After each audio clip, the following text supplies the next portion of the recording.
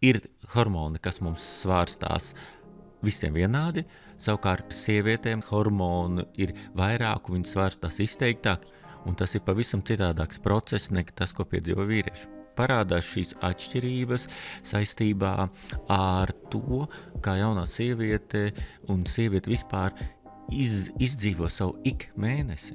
Pēcdzemdību depresija, viņa ietekmē kompleksi. Ja pat tu sievietei saka, jums ir depresijas vai trauksmes simptomi, mēs esam gatavi bez maksas nodrošināt tev psihiatra konsultāciju attālināti. 30% no sievietēm, kam tāda rekomendācija tika teikta, neatrada laiku, pazuda, atteicās, tik ļoti fokusējās uz bērnu, ka viņas aizmirst par sevi. Tīri fizioloģiski, sieviete sāk pamanīt to, ko viņai nevajadzētu pamanīt. Viņa sāk pievērst uzmanību savam izskatam, lūk, man te krunciņi parādīsies, te vēl kaut kas, un tas visu laiku psiholoģiski tā kā izdara spiedienu uz sievieti pašu. Un te parādās jautājums, vai tas ir hormonālo izmaiņu dēļ, viņa ir neiecietīga, vai viņā krājās šī te neapmierinātība ar sevi. Cik daudz sievietes sasniedzot menopauzi ar prieku saka, beidzot, man ir beidzies tas ikmēneša rūpēšanās par sevi, izdevumu higienas precēm, tur vēl kaut kas, izsargāšanās ar partneri, beidzot ir brīvība. Cik daudz sievietes tā to vērtē? Latvijas cipari vieni nenoliedzami. Vidējais mūža ilgums sievietēm ir 80 gadi. Tad tev vēl 30 gadi ir vidēji statistiski paredzēt dzīvot, tad jautājums, kā? Jo sliktāk tu jūties par sevi, jo, protams, ka tev apkārtē pasaule šķiet prasīga, nepieņemoša, negatīva, un ja tāda ir apkārtējā pasaule, kāda gaida tev nākotne, diezgan labs, kas tur būs, un tad cilvēks tā lēnām slīd pa tādu lejupējošu spirāli. Ja tu jūti izteiktu diskomfortu, meklē skaidrojumu. Es esmu Laura Denlere. Projektā Cilvēku jauda es izjautāju zinātniekus, mediķus, sportistus, uzņēmējus un citus radošus, gudrus un drosmīgus cilvēkus. Šīs sarunas palīdz iepazīt sevi un vairot savu cilvēku jaudu. Man šodien ir saruna ar profesoru Elmāru Rancānu, kuru tu iespējams atceries no mūsu pirmās sarunas, kas bija par psihisko veselību. Profesors ir Rīgas Stradiņu Universitātes psihiatrijas un narkoloģijas katedras vadītājs. Profesors joprojām strādā arī šad ar pacientiem, vai ne? Jā. Un es biju ārkārtīgi priecīga, kad profesors man teica, man ir pētījumu rezultāti, un mēs varam veidot sarunu par sievietes psihisko veselību dažādos dzīves posmos. Tad tas, ko es tiešām ceru, profesor, ka ar tavu palīdzību sievietēm vienalga, cik viņām būtu gadi, ka viņām tā kā paliks vieglāk, jo viņas labāk sevi sapratīs. Jā, Laura, liels paldies, ka tu atkal joprojām turpini šķietināt šo tēmu. Šoreiz mēs tā kā vairāk fokusējamies uz sievietes psihisko veselību visā viņa dzīves cikla laikā.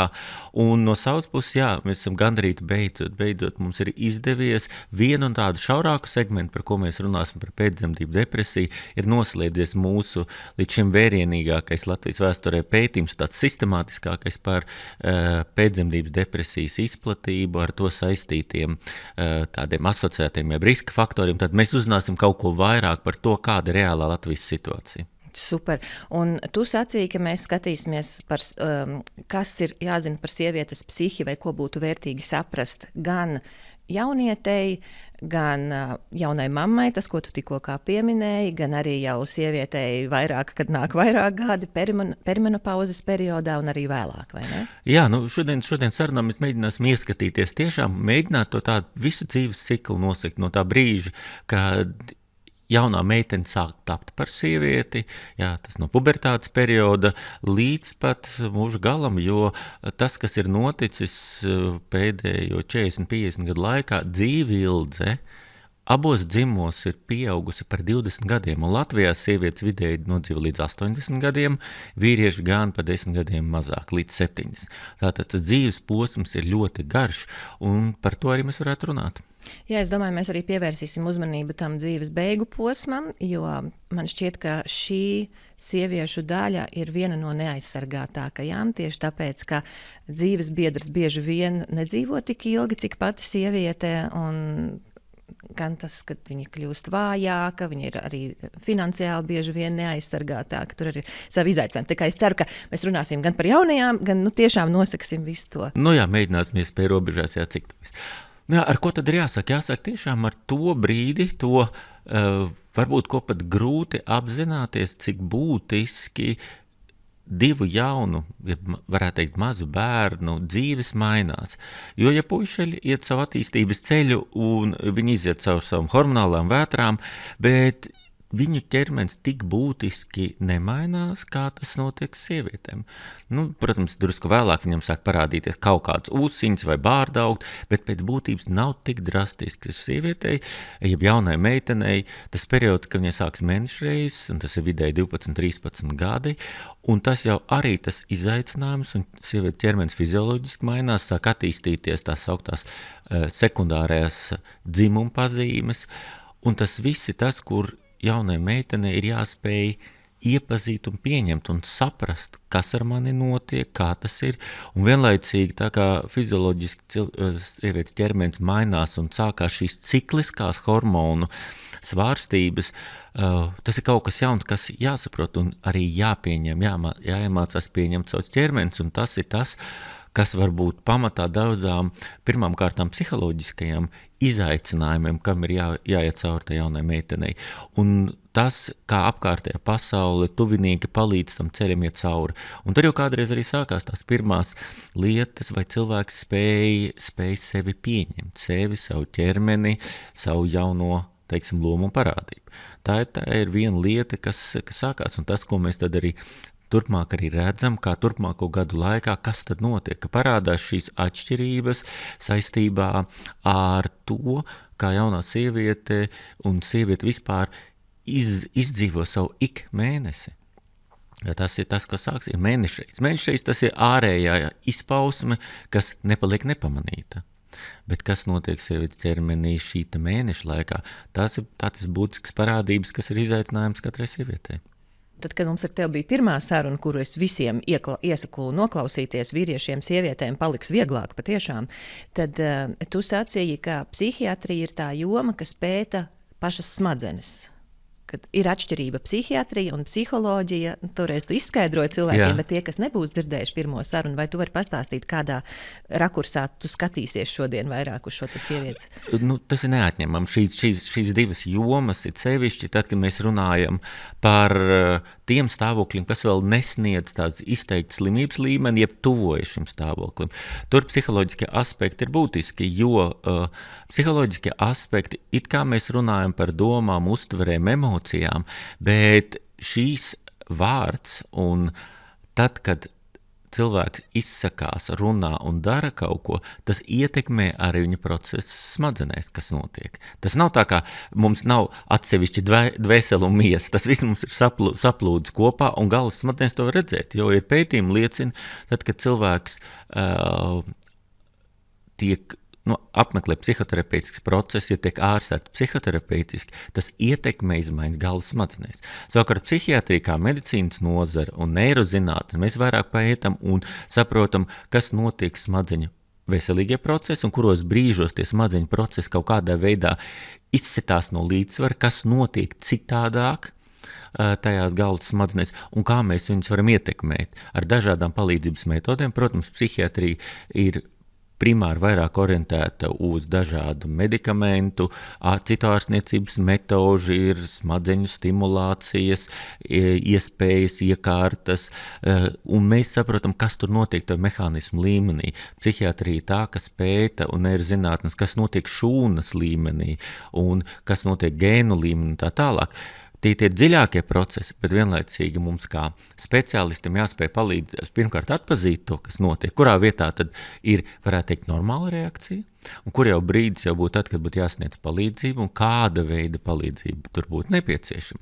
Vai tā būtu psihoterapeitiska, vai tā jau būtu medikamentoza. Tātad šis tas smalkais balans, tas, par ko būs arī mūsu saruna, kurā brīdī tad ir vērts aizdomāties.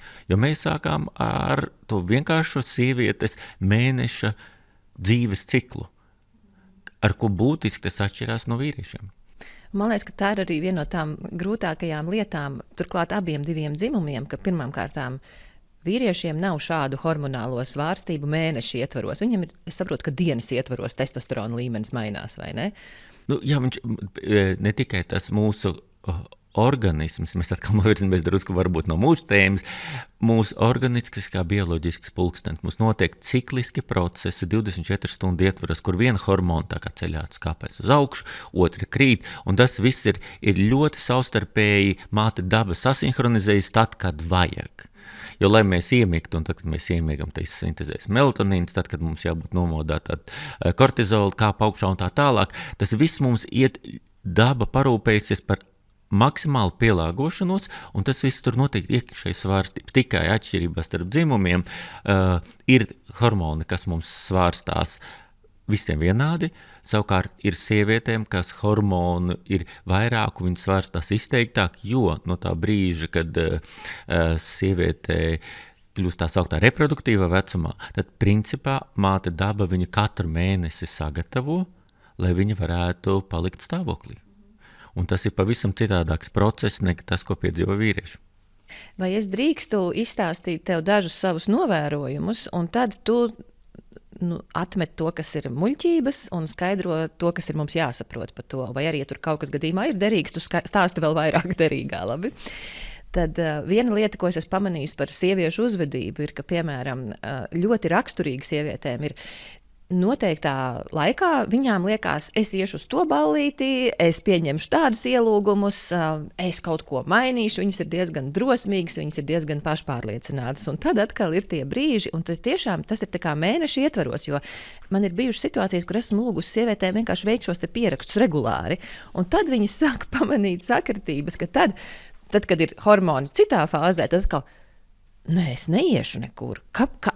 Kāpēc man vispār ienāca prātā, ka es kaut ko tādu gribētu darīt, jo es neesmu spējīga nekur aiziet? Un tas nav tāpēc, ka viņa būtu nogurusi vai kā, bet tā ir tāda tā kā regulāra uzvedība. Nu, un, protams, nerunāsim par tām šausmām, kas reizēm notiek tajā PMS laikā, ja, kur cilvēks sievietes staigā riņķī un viņi riebjās pati sev arī ar to, kā viņi uzvedās gluži vienkārši. Un tad bieži vien ir tā doma šiem cilvēkiem, ka es esmu kaut kur saplīsusi, kas ar mani nav kārtībā, ka man emocijas lēkā kaut kur, ka es nevaru būt tāda stabila.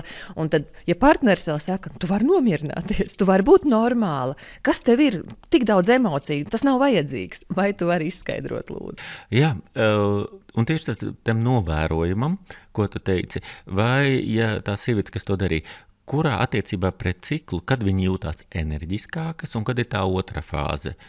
Nu, tas, protams, kur viņa ir gatava iet uz ballītēm un kur viņa ir pat par sevi pārliecinātāka, viņa sev vairāk patīk, tas ir pirms ovulācijas, īsi pirms ovulācijas. Un tur, kur sākās tas lielais atkritiens, tas jau ir pēc ovulācijas un apmēram 3. nedēļa uz beigām, nu tur ir pavisam bedra pilnīga. Nu, lūk, redz, šie tādi dabiskie spontānie novērojumi, viņi ļoti sakrīt ar to, kas notiek sievietes organismā. Jo ir 2 galvenie hormoni, kas ir estrogēna grupas, estrogēni un progesteroni. Un tieši cikla, teiksim, tad, kad sākas tas cikls uzreiz pēc mēneša reizēm, estrogēna kāpi, un tas sakrīt ar šo tevis stāstīto dabīgo tādu enerģijas uzplūdu lietām. Un cikla otrajā pusē, kad vairāk dominē progesteronu, kas sagatavo šo sievietes organismu, varbūt apaugļošanai un tā tālāk, tad ir iesaistās tā otra fāze. Un šis ir pilnīgi dabisks process. Katrai sievietei šī hormona var individuāli būt augstākos vai zemākos līmeņos, un tas ir saprotams, ar to tas ir jāapzinās, bet kas vēl būtu svarīgākais, tieši tas, ko tu pieminēji, PMS, premenstruālais sindroms. Un par premenstruālo sindromu visbiežāk cilvēki un sievietes runā tīri no fiziskā viedokļa. Man tur sāp, man tur velk, tur ir vēl kaut kāda fiziska diskomforta, bet aizmirst vienu ļoti būtisku lietu, ka ir arī šī emocionālā komponente. Un šī emocionālā komponente, viņa jau pēc būtības ir atzīta jau, un par viņu runā jau gandrīz 1000 gadus. Trotel de Salerno, viena no agrīnām 12. gadsimta, par ko tiek diskutēts, vai tā bija sieviete vai vīrietis, ārste no Itālijas, viņa rakstīja, ir sievietes, kuras cieš un kurām paliek labāk, kad sāks menšreiz. Ka jau tad pirms gandrīz 1000 gadiem ārsti pamanīja, ka lūk, ir šis te moments, ka ar atsevišķām sievietēm gan ir šīs fiziskais diskomforts, gan arī emocionālais diskomforts. Un par premenstruālo spriedzi, kas var skart līdz pat 30-40% sievieti, tas ir normāls fizioloģisks process, ir jārēķinās, un, protams, kādreiz arī par ģimene ieteikt, ja ir zināms, ka tuvojas mēnešreiz, tad ir izkārt sarkano karogu, lūdzu nekaitināt, būt tolerantākam, un saprast, ka tas nav vērsts pret tevi, vienkārši sieviete šajā fāzē. Un tā ir viena lieta, un ja sievietes par to daudz nerunā un nedalās, tad viņas kādreiz palaiž garām varbūt kaut ko īpašāk, jo tas, ko mēs psihiatri esam novērojuši, un tas pēdējo iepriekšējo 20 gažu laikā zinātniskie pētījumi pierādījuši, ka ir atsevišķa grupas sieviešu, kam šī premenstruālās spriedzes sindroms ir tik izteikts, tik smags, ka viņi var būt pat nedarbspējīgi un būtu tiesīgi uz slimības lapu, to sauc par premenstruālo disforisko sindromu. Kad šīs PMS simptomi emocionāli aizkaitinājumi, nervozitāte, trauksme, bezmiegs ir tik izteikts, ka sieviete ir galīgi ar zemi. Un kas ir svarīgi? Svarīgi būtu to pamanīt un vērsties pēc palīdzības, jo kā bieži notiek? Sievietē parādās tādas sūdzības, viņi parunā draudzenēm, paprasa mammai, vecamammai, viņi saka, mums arī tā ir, ko tu sūdzies, tad sievietes liktenis mīlēt un ciest, un palaiž garām to, ka var palīdzēt. Un šī ir viena no lietām, kur būtu arī jāvēršas. Pirmām kārtām jāpārunā tas jautājums savu ginekologu, un ginekologiem, kas tās lietas jau orientējas un saprot, zina, kā palīdzēt, ir veidi, ko var mēģināt darīt, un kādreiz perorālā hormonālā kontracepcija var palīdzēt, bet ir arī pētījumi, un no psihiatru skatu punktu, kur mēs esam pārbaudījuši, kā arī antidepresanti, vai lietojot visu mēnešu garumā, vai lietojot tikai 14 dienas pirms mēneša sākuma, būtiski palīdz mazināt šos simptomus. Tātad svarīgākais ir pamanīt un meklēt risinājumu. Paldies tev liels, ka tu izdalīji, parādi mums atšķirību, jo parasti, kad sieviete domā par savu diskomfortu PMS laikā, lielākoties, ko viņa atļausies pateikt citiem, lai viņu varbūt saprastu vairāk, ir, ka man sāp, vai man sāp vēders, vai man sāp galva, vai man ir nelaba dūša. Bet to, ka es esmu aizkaitināmāka, to, ka es esmu nervozāka, mēs to bieži vien uztveram, pat ja mēs saprotam, ka tas ir saistīts ar PMS, tas vienalga tiek gan sievietei pierakstīts, gan arī viņa pati var to sasaistīt ar es neesmu pietiekami laba, ja tas mani ietekmē, ja es tam nevaru stāvēt pāri, jo ja jau reiz es saprotu, ka tas ir PMS, tad jau man nevajadzētu uz to tā reaģēt. Un arī, es teikšu, attieksme no apkārtējiem, un ne tikai no vīriešiem, bet arī no citām sievietēm ir ļoti nežēlīga. Izņemot, ja kādai pašai ir līdzīgi, tad viņas ir saprotošākas, bet tas tieši, kas attiecās uz emocionālo tādu stabilitāti, uz emocionālo fonu, ir ļoti grūti. Ja tu vari vairāk paskaidrot, lai tieši saprastu to, ka tas nav defektīvs cilvēks? Nē, absolūti. Tas nav defektīvs cilvēks, tā ir vienkārši organisma īpatnība. Jo kādreiz par šiem jautājumiem runāt, mēģina saprast, ar ko tas ir saistīts, vai tas ir hormonu līmeņi pārāk lieli vai kas, bet būtiskākā lieta, kas tiek konstatēta, ka tām sievietēm netik daudz hormonu līmeņu, jo varētu domāt, nepieņemsim tajā periodā, pirms mēnešreizēm, lūk, estrogēni tādā līmenī, progesterona tāda un tāpēc. Nē, kādreiz pat pie salīdzinoši normāliem līmeņiem varbūt šādas emocionālas komponenti. Tas vairāk liecina par to, ka šīm sievietēm viņu galvas smadzenes, atsevišķas galvas smadzeņu zonas ir jūtīgākas uz šīm hormonu svārstībām. Un tas ir tā kā vienkārši tava īpatnība. Vienam gaiši mata, vienam rudi, vienam tumši, pieņem to kā tādu. Un vēl kas var būt svarīgi šajā momentā, ja cilvēks apzinās, ka viņam tā ir, svarīgākais, ka neieslēdzas šīs šaustīšanās mehānismas, ka es sevi nepieņemu, ka es sevi šaustu par to, un to var darīt, jo atkal te parādās tā otra komponenta, par ko mēs runājam. Domai ir spēks. Doma tev var pacelt, doma tev var nogalināt. Un tā ir tā attieksme pret sevi, pret šīm te lietām.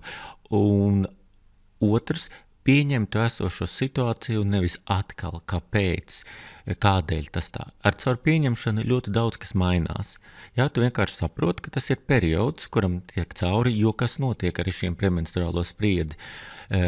Ir jāiztur līdz mēnešreiz sākumu, 1-2 dienas, un tad tas atlaiž.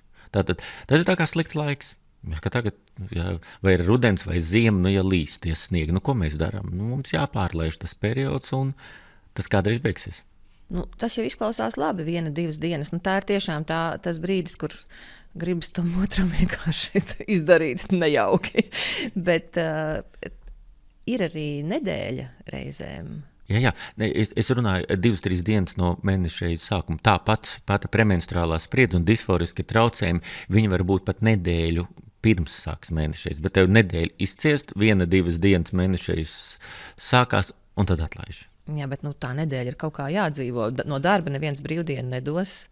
Jā, tas, ko es arī teicu, atkarīgs no smaguma pakāpes, jo rietumvalstīs tur, kur saprot, un principā tā ir psihiatra diagnoze.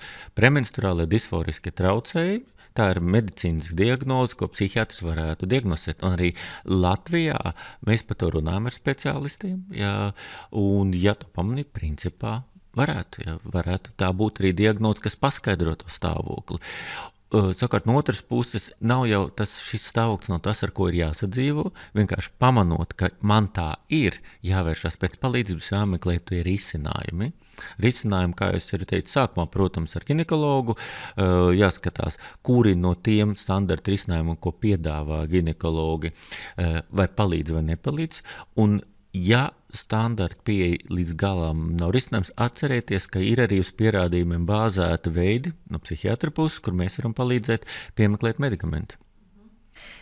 Vai tu vari izstāstīt, tu sākumā pieminēji, kas ir šie disforiskie traucējumi, bet es domāju, ka tajā brīdī vienkārši cilvēkam nebija skaidrs, cik svarīgi tos ir saprast. Vai tu vari izstāstīt, lai gan sieviete, gan viņas partneris var labāk saprast?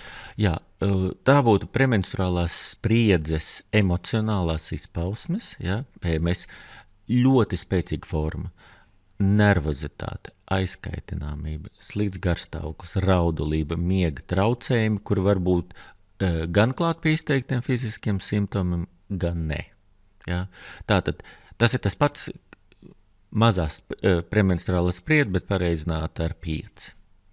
Okay. Un cik ilgā periodā tā notiek, vai arī cik ilgu laiku pirms menstruācijām? Parasti tās ir 7 dienas, 10 līdz 7 dienas pirms mēnešreizēm tas sākās. Ja, šie simptomi viņi ir izteikti, un svarīgi arī, ka tas nav tikai viena cikla laikā, ka tas atkārtojas pirms katra cikla, un vismaz kādi 3-4 tādi cikli ir bijuši, tad jāsāk aizdomāties.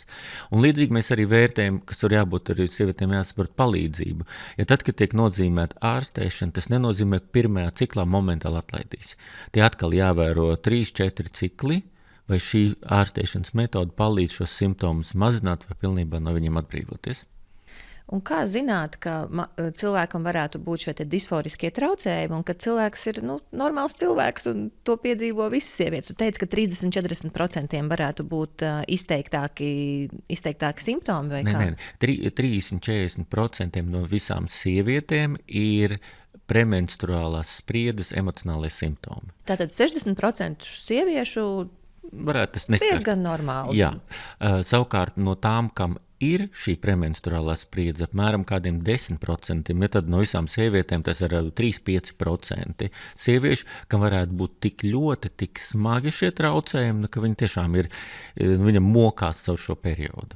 Cik procenti? 3 līdz 5 no visām sievietēm. Tātad tas attiecās no tiem 30-40, 3 un 5 no tām? Jā, apmēram. Ne no tām. Ne. No visām? No visām. Jā, tur no tām, kam ir tie apmēram 8%. Pārēķinot, varētu būt 3 līdz 5% no visām sievietēm. Bet tas nav tā kā ar gaismas slēdzi. Izslēgts vai ieslēgts? Tas ir, es pieņemu, ka vairāk tā kā spektra. Jā, protams. Stiprāk, mazāk. Redziet, kā psihiatriem mums nav balts un melns. Mums ļoti daudz traucējumu gadījumā ir spektrs. Spektrs, lai diagnosticētu, medicīniski uzrakstītu slimības vēsturē vai izrakstā, lūk, tas un tas traucējumi, mums ir noteikti kritēriji. Bet ir jāsaprot, ka tas var būt tajā spektrā. Kas ir galvenais, un ko es arī gribētu, lai pēc šodienas raidījuma sievietes pievērst uzmanību? Ja tu jūti izteiktu diskomfortu, meklē skaidrojumu. Kur tas ir? Ej un runā par to, nekautrējies. Tas nav rakstura vājums, tas nav kaut kāda izlaidība, stiķi, niķi. Jā, mūsdienās ir iespējams iegūt informāciju. Iespējams, mēģināt noskaidrot, piedāvām vēl nav specifisku tādu testu, bet, lai pārliecinātos par to, vai tavs garstāvoklis ir ārpus robežām, ir tas tests, par kuru mēs jau runājam, jā, depresija.lv, depresijas, un tur vienlaicīgi arī trauksmes novērtēšanas tests, pēc kura rādījumiem var apmēram saprast tas, kas man tagad notiek, vai tas ir kaut kur normas līmenī jau uz robežas, vai tas jau ļoti izteikts. Un ja tie ir cipari tev ir, tad lūk, ar tiem pat piezvanot dakterim, ja tu pateiksi, es aizpildīju testu, man lūk tik un tik punkti, dakterim momentāli jau skaidrs, ok, šis var pagaidīt, ne šai gadījumā man tomēr būtu jāredz šī sieviete krietni ātrāk un jāsniedz kaut kāds skaidrojums un sapratni par to, kas notiek. Paldies. Es pirms kādu laiku lasīju tādu citātu, kur gan bija runa par karu, teica, ka mums karu būtu mazāk, ja skatītos uz pasauli tā, ka puse cilvēku ir mammas, un otra puse ir viņu bērni.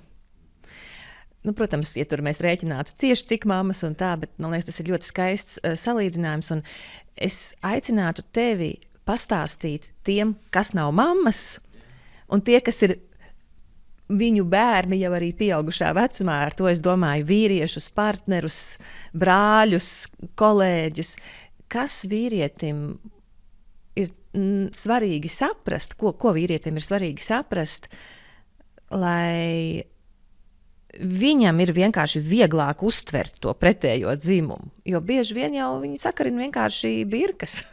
Vai nu viņa nav dabūjusi, es atvainojos, ka es tev stāstu ļoti parastiem vārdiem, vai nu viņa nav dabūjusi, vai viņai laikam mēnešu reizes, vai tu vari paskaidrot pretējam dzimumam vieglāk saprast un zināt, kā apieties ar šīm te hormonālajām, emocionālajām svārstībām, kas nav saistīta, tā nav iegriba sievietes. Tas ir, kā tu teici, tā strādā smadzenes. Nu, tā māte daba ir radījusi. Ja. Nu jā, es varu mēģināt. Paldies, es varu mēģināt, ja, protams. Tā, vīrieši, sievietes, tagad te būs tā vieta, kad jāaiziet pie sava partnera un jāpasaka, lūdzu, noklausies šo, profesors teica. Nu jā. Atslēgas vārds ir iejūtība. Un mēģināt izprast to, ka šīs bieži emocionālās reakcijas nav pret tevi vērsts. Jo kā vīrietis jau ļoti daudz lietas uztver tiešā tekstā.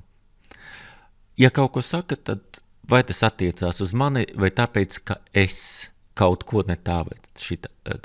Bet bieži ir tā, ka varbūt arī sieviete pati līdz galam neapzinās, viņa nejūtas labi, viņa tas diskomfortā, un tad viņa kļūst jūtīgāka pret kādiem apkārtējiem notikumiem, lietām, izteicieniem, vārdiem, un tad viņa uz to var norēģēt. Bet pēc būtības viņa nevis uz tevi ir apvainojusies vai dusmīgi, bet viņa nejūtas labi, un tāpēc viņas āda paliek plānāk.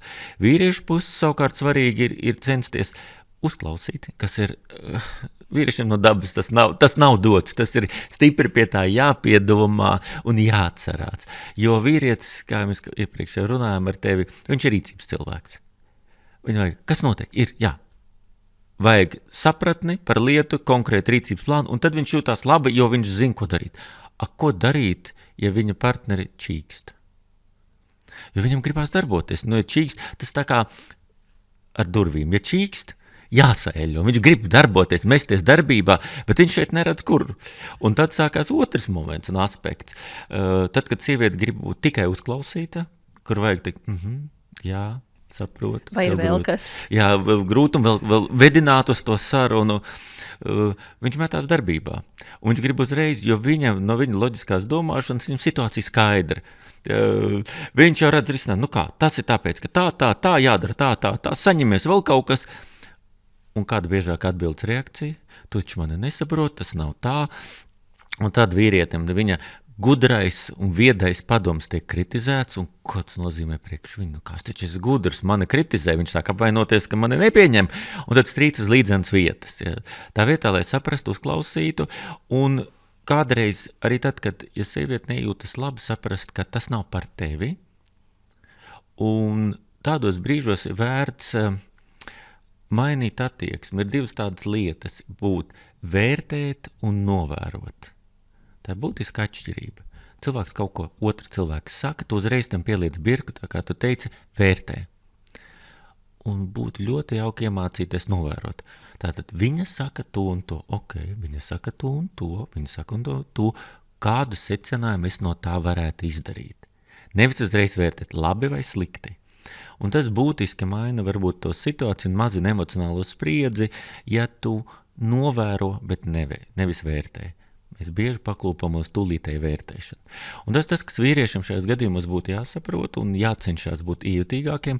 Un vienlaicīgi, pāri attiecībās tas pat lielākai daļai sieviešu cikls ir regulārs daudz maz.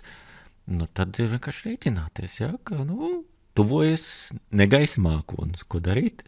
Izvelkam lietus sargu vai uzvelkam lietus jaku un pārlaižam šo laika periodu kopā draudzīgi.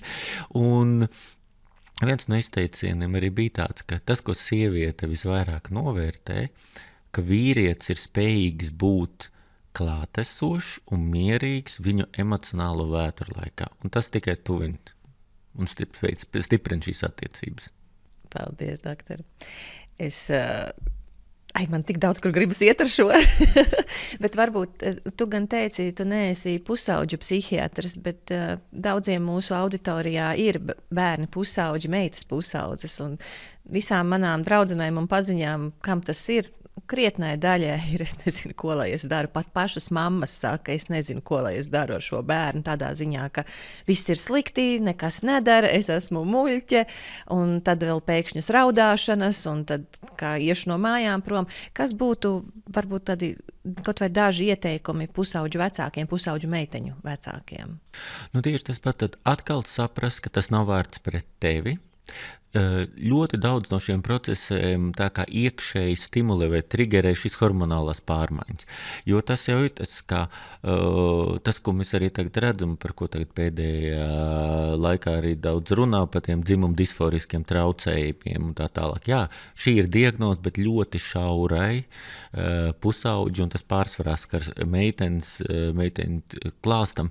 Tie tas, šī spēja sevi pieņemt, šīs pārmaiņas sevi organismā atrašanas, sevis atrašanas, sevis vietas sabiedrībā, starp vienaudžiem un tā tālāk šīs pārmaiņas.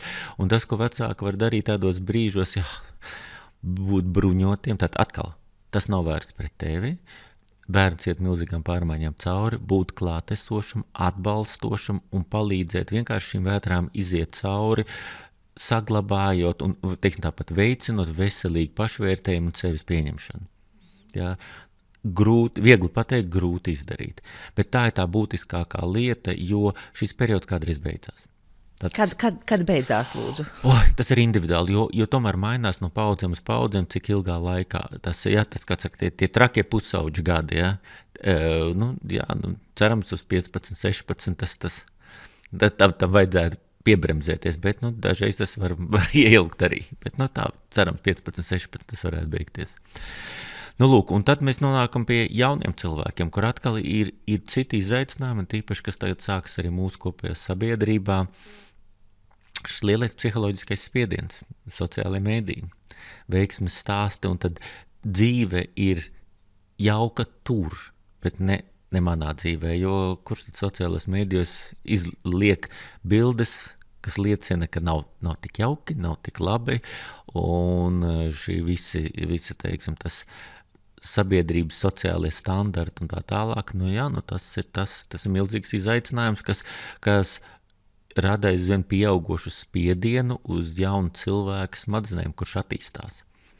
Vai mēs lūdzu varam vairāk par šo runāt? Un es domāju ne tikai uz jauna cilvēka smadzenēm, bet arī 30-gadnieka smadzenēm, kad ir tā sajūta, un arī 40-gadnieka, ka es jau neko neesmu sasniegusi, es taču galīgi, kā sievietes man bieži saka, es neesmu standarta sieviete, un ar to viņa nedomā, ka viņai nav precīzi tādas proporcijas, bet ar to, ka viņa nav tāda, kādai sievietei vajadzētu būt. Un tas nav pat skaidri definēts, kādai tad viņai vajadzētu būt. Šie ir visi tie sociālie procesi, kas notiek, un it sevišķi tas iepriekšējās dekādes, kad ir strauja attīstība. Sievietes rūpējās par sevi jau kopš pirmās senatnes. Un ko tik nedarīja, lai izskatītos labāks un skaistāks, un tie skaistuma standarti mainījušies un pielāgojušies no sabiedrības uz sabiedrību. Bet tagad šie veiksmes stāsti sociālajos mēdījos, tas jau ir tas, ar ko neviļšas sāk sev salīdzināt. Un tas ir izaicinājums stabilam pašvērtējumam, kur tev jāspēj noturēt viņu neatkarīgi no tā sabiedrības spiediena. Nav viegli, un te jau ir parādās tas aspekti par sevis apzināšanos, darbu ar sevi. Kāpēc tagad arī tik daudz un tik liela popularitāte gūst visi šāda veida pašizaugsmes, pašattīstības kursi un programmas? Tieši tāpēc viņi kaut kur atbild uz to cilvēku pieprasījumu. Viņi tad sāk justies varbūt vai no vienas puses saprast kaut ko vairāk par sevi, no otras puses justies tādā kā diskomfortā un sevis meklējumos. Un tad tas viss kopā jārēķina, ka tas atstāja ietekmi uz mūsu ķermeni, mūsu smadzenēm, jo, kā jau mēs runājam iepriekšējā tikšanās reizē par stresiem un distresiem, tātad, ja kaut kas tev ilgstoši neapmierina, tad tas arī var ietekmēt un sasvārstīt tavu ķermeni, un tad var parādīties dažādas reakcijas. Mēs runājam tagad varbūt par depresijām, bet arī būtiska lieta ir trauksmes, kas parādās un attīstās, ir ēšanas traucējumi, kas var parādīties šādas spiediena ietekmē. Tas ir diezgan būtisks aspekts, par ko domāt. Un tādēļ mums ja mēs domājam par to sievietes dabas īpašo stāvokli, mēs neesam medicīnā atbildējuši, kāpēc. Ir dažādas teorijas, bet tās depresīvie traucējumi sievietēm parādās 2 biežāk kā vīriešiem. Un tā ir viena būtiska problēma, ko atcerēties. Grozies kā gribas, sievietes var skart vairāk. Un ļoti svarīgi to laicīgi pamanīt. Jo depresijas var kādreiz parādīties pusauģu vecumā, varbūt biežāk tas parādās tam, kā mēs jau runājam, tiem bipolāri afektīviem traucējumiem, kur tā šūpols no depresijas uz pacelātību un atpakaļ, tiem sāks drusku agrāk, bet tā pirmreizē saslimšana depresiju jau var būt sievietēm 20-25 gadu vecumā pirmās epizodes. Un svarīgi to nepalaist garām, ka tas nav vienkārši izjukušas attiecības vai kaut kāda neveiksmes profesionālas attīstības karjera, bet tas kaut kas pāri stāvošs. Un to, ja paman laicīgi, tad laicīgi arī var palīdzēt. Un tas ir tas viens aspekts, par ko ir jādomā. Tātad depresijas pašas kā tādas. Es atgādinu, ka tas, ko profesors tagad piemin mūsu iepriekšējā saruna, bipolārie traucējumi, depresija kā tāda, es aicinu noklausīties pirmo sarunu, un arī tie, kas jau ir dzirdējuši pirmo sarunu, ja ir sajūta, kā tas bija, vai klausīties vēlreiz, jo tā sapratne rodas labāka atkarībā, kādā kondīcijā mēs esam, tad, kad mēs šo materiālu klausamies. Profesor, tad, ja mēs tagad runājam par tiem sarežģījumiem sievietes psihē, kad ir grūti, tu un tavi kolēģi, jūs veicāt pamatīgu pētījumu par grūtniecēm, par depresiju, par pēcdzemdību depresiju. Kas ir tas, kas tavuprāt ir cilvēkiem svarīgi saprast? Gan pašām sievietēm, kas būtu šajā kategorijā, gan tiem, kas ir viņām apkārt. Ja mēs pievēršamies šai tēmai, es, protams, ar prieku dalīšos un stāstīšu par mūsu pētījumu rezultātu, bet pirms tam vajadzētu iezīmēt, lai saprastu, par ko tad īsti mēs runājam. Ir ļoti svarīgi saprast, ka grūtniecība viņa nepasargā no psihiskiem traucējumiem. Jo kādreiz sabiedrībā ir pieņemts, un kad ir ginekologs saka, tev paliksi stāvoklī, piedzemdēs pirmo bērnu, tas tev pāries. Savukārt, grūtniecība kā tāda nepasargā no psihiskiem traucējumiem, un grūtniecības laiks ir tieši otrādāk, viņa papildus izaicinājums, jo, lai gan māte daba ir veikusi neiedomājama, kā viņa spējuši to visu norganizēt, ka tas sievietes ķermenī spēj secīgi iziet visus šos attīstības posmus. Sievietes organisms ļoti būtiski pārslēdzās, hormonālās sistēma pārorientējās uz to, lai sākot no to, ka sieviete var palikt stāvoklī, kad sāk var veidoties auglis, attīstīties, un sieviete iznēsā. Tātad ir fizioloģisks milzīgs stress, hormonālās pārmaiņas, bet vienlaicīgi arī sieviete iet cauri arī psiholoģiskiem aspektiem. Tavs ķermenis mainās, spēja pieņemt to, spēja tajā laika posmā arī saglabāt, uzturēt un veidot savus pāra attiecības, turpināt uzturēt. Tas viss ir ļoti sarežģīti un arī no psiholoģiskā aspekta. Un tādēļ, par ko mēs runājam, ir grūtniecības perioda psihiskie traucējumi, kas var būt attīstīties gan depresija, gan trauksme, sievietēm, kurām nekad nav bijuši šie traucējumi. Ja sievietē kādreiz dzīvē ir bijuši kādi no šiem traucējumiem, depresijas vai trauksmes, vai arī kādreiz bipolāra traucējumi, vai pat arī kāda smagāka slimība, kā psihoze vai šizofrēnija, grūtniecības laikā viņas var sāsināties. Un tāpēc ļoti svarīgi ir sadarboties, tad, kad sieviete ir šajā posmā, ka viņa tiek arī uzraudzīta vai pieskatīta arī šie aspekti. Tie, kas ir vai tie vecmātes vai tie ir ginekologi, kas uzrauga grūtniecību, par to neaizmirst pajautāt vai ģimenes ārstiem, tāpat arī tuviniekiem un radniekiem būt jūtīgiem un saprotošiem, ja kaut kas notiek. Tas ir grūtniecības periods. Un tālāk nāk otrs posms, kas notiek, jo dzemdības atkal ir viens posms, kur notiek ļoti krasas pārmaiņas sievietes organismā, ir milzīgi hormonu līmeņu svārstības izmaiņas no tām, kas sagatavo viņu grūtniecībā uz pēcdzemdību periodu un uz sievietes organismu tiek pielāgots bērnu barošanai. Šis milzīgais krasais periods var radīt virkni iespējamo traucējumu. Un viņi ir, mēs viņus izdalām trijos lielos blokos. Pirmkārt ir pēcdzemdības skumjas, jeb postpartum blues. Tas var skārt 60 līdz 70 sievietes, kas izpaužās ar... Procentu sieviešu? Jā, 60 līdz 70. Tas ir normāls fizioloģisks process, kas var būt garstāvokļa svārstības, raudulība, nogurums, kādi miega traucējumi. Bet šis periods un šis stāvoklis ir fizioloģisks, mēs neuzskatām to par slimīgu. Sievietei tajā brīdī vajag atbalstu, atpūtu, psiholoģiski, teiksim, varbūt arī fiziski atpūsties no šīm lietām, un tas pāries. Parasti 1-2 nedēļu laikā pāriet šis stāvoklis. Stāvoklis sākās, man liekas, ka tā kārtīgi 4. diena pēc dzemdībām ir tā lielais, tas trakais kritums. Katrai individuāli, bet principā, jā, viņi sākās tās kaut kādā pirmās nedēļas laikā. Un tad ir 2 nedēļas, jā, ilgs. Parasti, jā, līdz 2 nedēļām tas ir ilgs, viņš pēc pāriet, iesniedz pareizi atbalstu. Tātad atpūtu, sapratni, kas vēl jādara? Principā arī nekas vairāk. Jāpalīdz fiziski vienkārši. Jā, tieši tas, jo redziet, kā jau, cik bieži nenotiek tā, ka tas tā kā tautas dziesmās bērnu piedzemdēja, ja fiziski var, tad lūdzu atpakaļ uz lauku. Ja? Jeb arī visa ģimene līdz grūtniecības laikā un līdz dzemdībām visi tā kā ar zelta olu piedzemdēja, ja 2-3 dienas, ja? Tad viss vīris saka, es dodos uz darbu, ja? tu tagad mājās, tu ar bērnu, visu dari. Ja? Atpūties. Jā, paldies Dievam, ka mums jau parādās arī iespēja šīs 10 dienu atvaļinājums arī vīrieši var paņemt. Ja? Tieši tas arī svarīgāks. Tajā brīdī arī tā ģimene, tie tuvinieki ir blakus. Lūk, kas notiek tālāk? Ja sievietei nākamo pēc dzemdībām pirmo 4-6 nedēļu laikā attīstās depresijas simptomi, kas ir klasiski kā pie depresijas, tikai tur vēl grūtsirdība, nomāktība, vairāk gan tā varētu būt iekrāsot kaut kāda raudulība, varbūt arī trauksme, miega traucējumi, un tie pastāv 2 nedēļas, tad mēs sākam runāt par pēcdzemdību depresiju.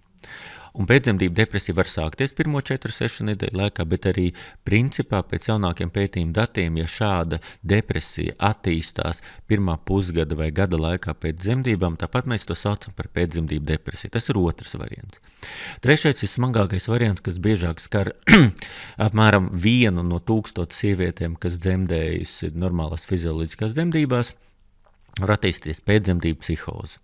Tas ir tad, kad sievietei tiešām ir smagi psihiski traucējumi, viņai var izjukt saikni ar realitāti, viņa var dīvaini savādi uztvert apkārtējos notikumus, retākos gadījumos viņai var pat parādīties kādas balss, varbūt izteikt garstāvokļa svārstību. Tas jau ir smags stāvoklis, kurš prasa tūlītēju un neatliekamu ārstēšanu. Ja?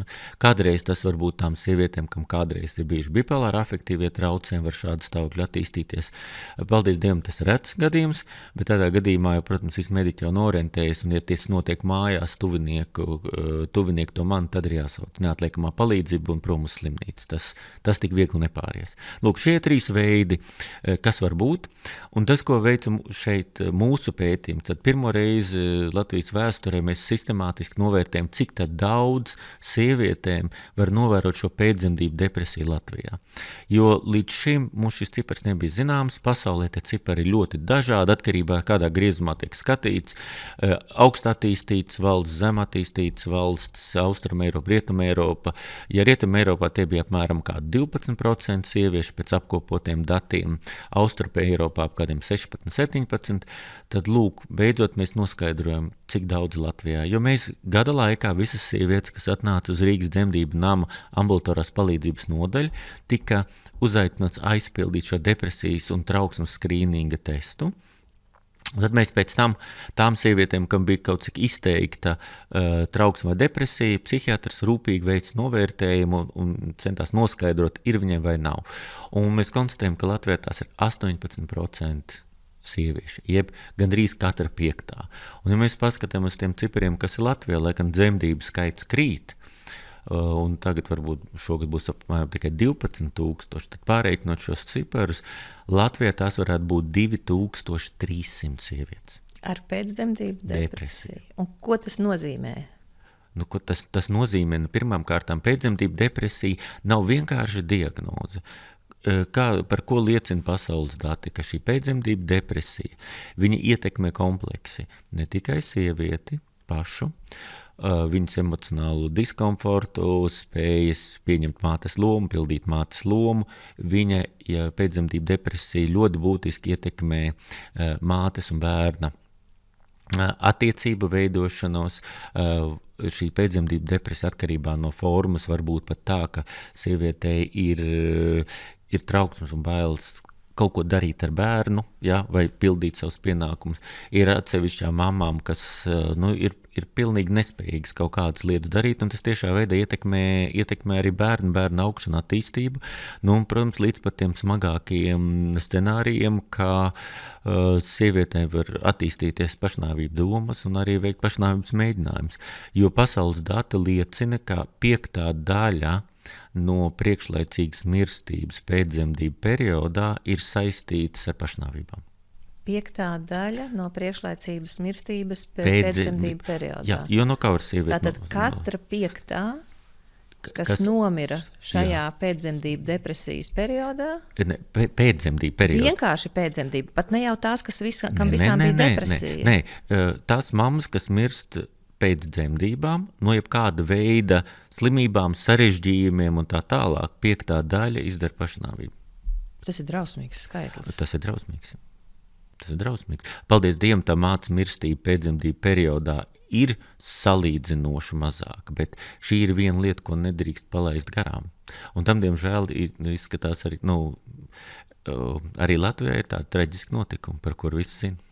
Tad, kad es domāju par savām draudzenēm, paziņām, par cilvēku jaudas sievietēm, kas man ir rakstījušas, dalījušās ar savu pieredzi, tā viena no grūtākajām lietām ir šis te noraidījums no apkārtējiem. Ko tu te tagad iztaisies? Tu esi vienkārši slinka. Mēs audzinājām tik bērnus, vai mana māte audzināja tik bērnus, vai manai vecmāmiņai vēl Sibīrijā bija tik bērni. Tev ir viens apmaksāts, viss kaut kas tev ir. Ko tu te ņērksti?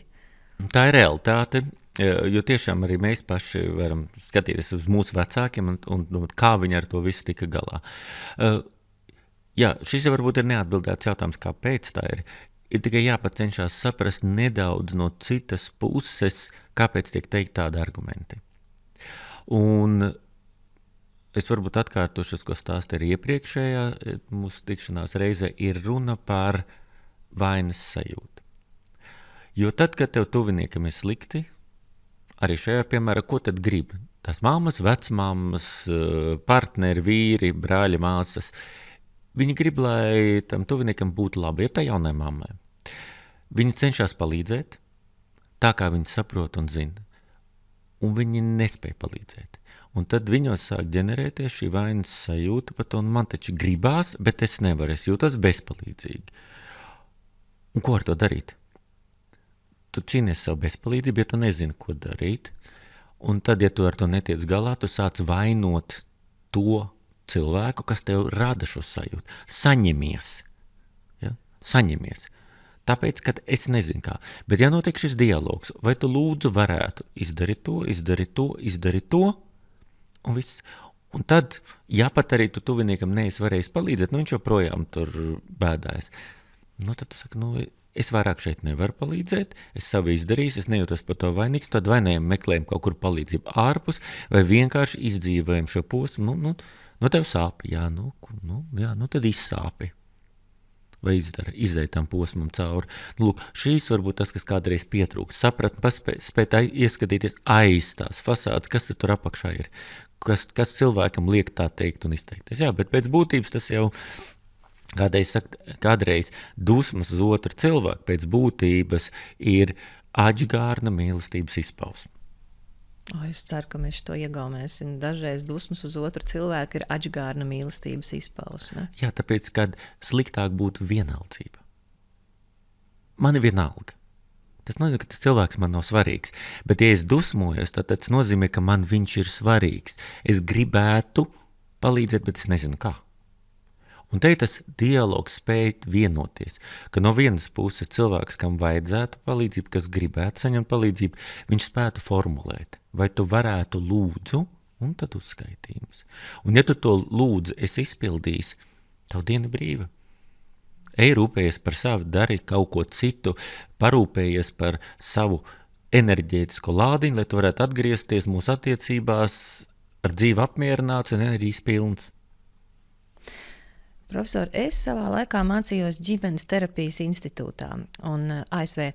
Un profesora, ko viņa mums vienā nodarbībā ļoti skaidri lika saprast, ka ir viena lieta teikt tādam depresīvam, nomāktam, grūtsirdīgam cilvēkam, aizej pie tā speciālista vai vajag pasportot, palīdzēs. Un tā ir taisnība, tiešām palīdzēs, bet šis cilvēks nav spējīgs izdarīt. Un tajā brīdī ir tādas dusmas, bet es taču tev teicu, es taču tev aicināju, es taču tev piedāvāju, tu neko nedarīji. Un profesor mums teica, ir tās reizes, kur tas otrs ir tā kā jāpaņem pie rokas, un kopā ar viņu ir aiziesim pie šī speciālista, mēs kopā aiziesim. Tā kā nevis, kad es tev pasaku, tu aizej un izdari, un tas cilvēks neizdarīja, es taču visu izdarīju tā cilvēka labā. Kādi būtu tavi ieteikumi līdz cilvēkiem tajā brīdī? Jo bieži vien tas, ko es redzu un dzirdu no cilvēkiem, ir, ka es saprotu, ka man to vajag izdarīt, bet es nespēju izdarīt. Es domāju, tie paši, kas ir šie te depresīvie cilvēki. Redz, te jau drusku atbildēju uz jautājumu. Nespēja. Kas teica, ka nespēja? Tātad ļoti svarīgs arī formulējums. Man nesanāk. Nevis es nespēju. Es nespēju ir zīmogs. Ja tu nespēji, tad ko te mēģināt, ja tu nespēji? Nē, man nesanāk, es nevaru man nesanāk patreiz izdarīt. Un šis ir tas smalkā robeža, kur, protams, ir ļoti labi un svarīgi, ka līdzcilvēki ir iesaistīti procesā, bet viņi nevar darīt otru cilvēku vietā. Tātad viņi ir atbalsts, viņi iedrošina, viņi līdzdarbojās, bet cilvēkam arī kaut kas pašam ir jādara. Tātad te ir šī lieta, lai arī neattīstās tā otra galējība, iemācītā bezpalīdzība. Pastāst, lūdzu. Tas angliski learned helplessness. Ja tu visu laiku kaut ko dari otra cilvēka vietā, tad viņš iemācās to, ka kāds darīs manā vietā, vai es jau pats nespēju. Un šis tā kā mazam bērnam ir solīt pa solītam jāiedrošina. Pamēģini, izdara, lūk šito mazumiņu, tad šo te mazumiņu, tad to te.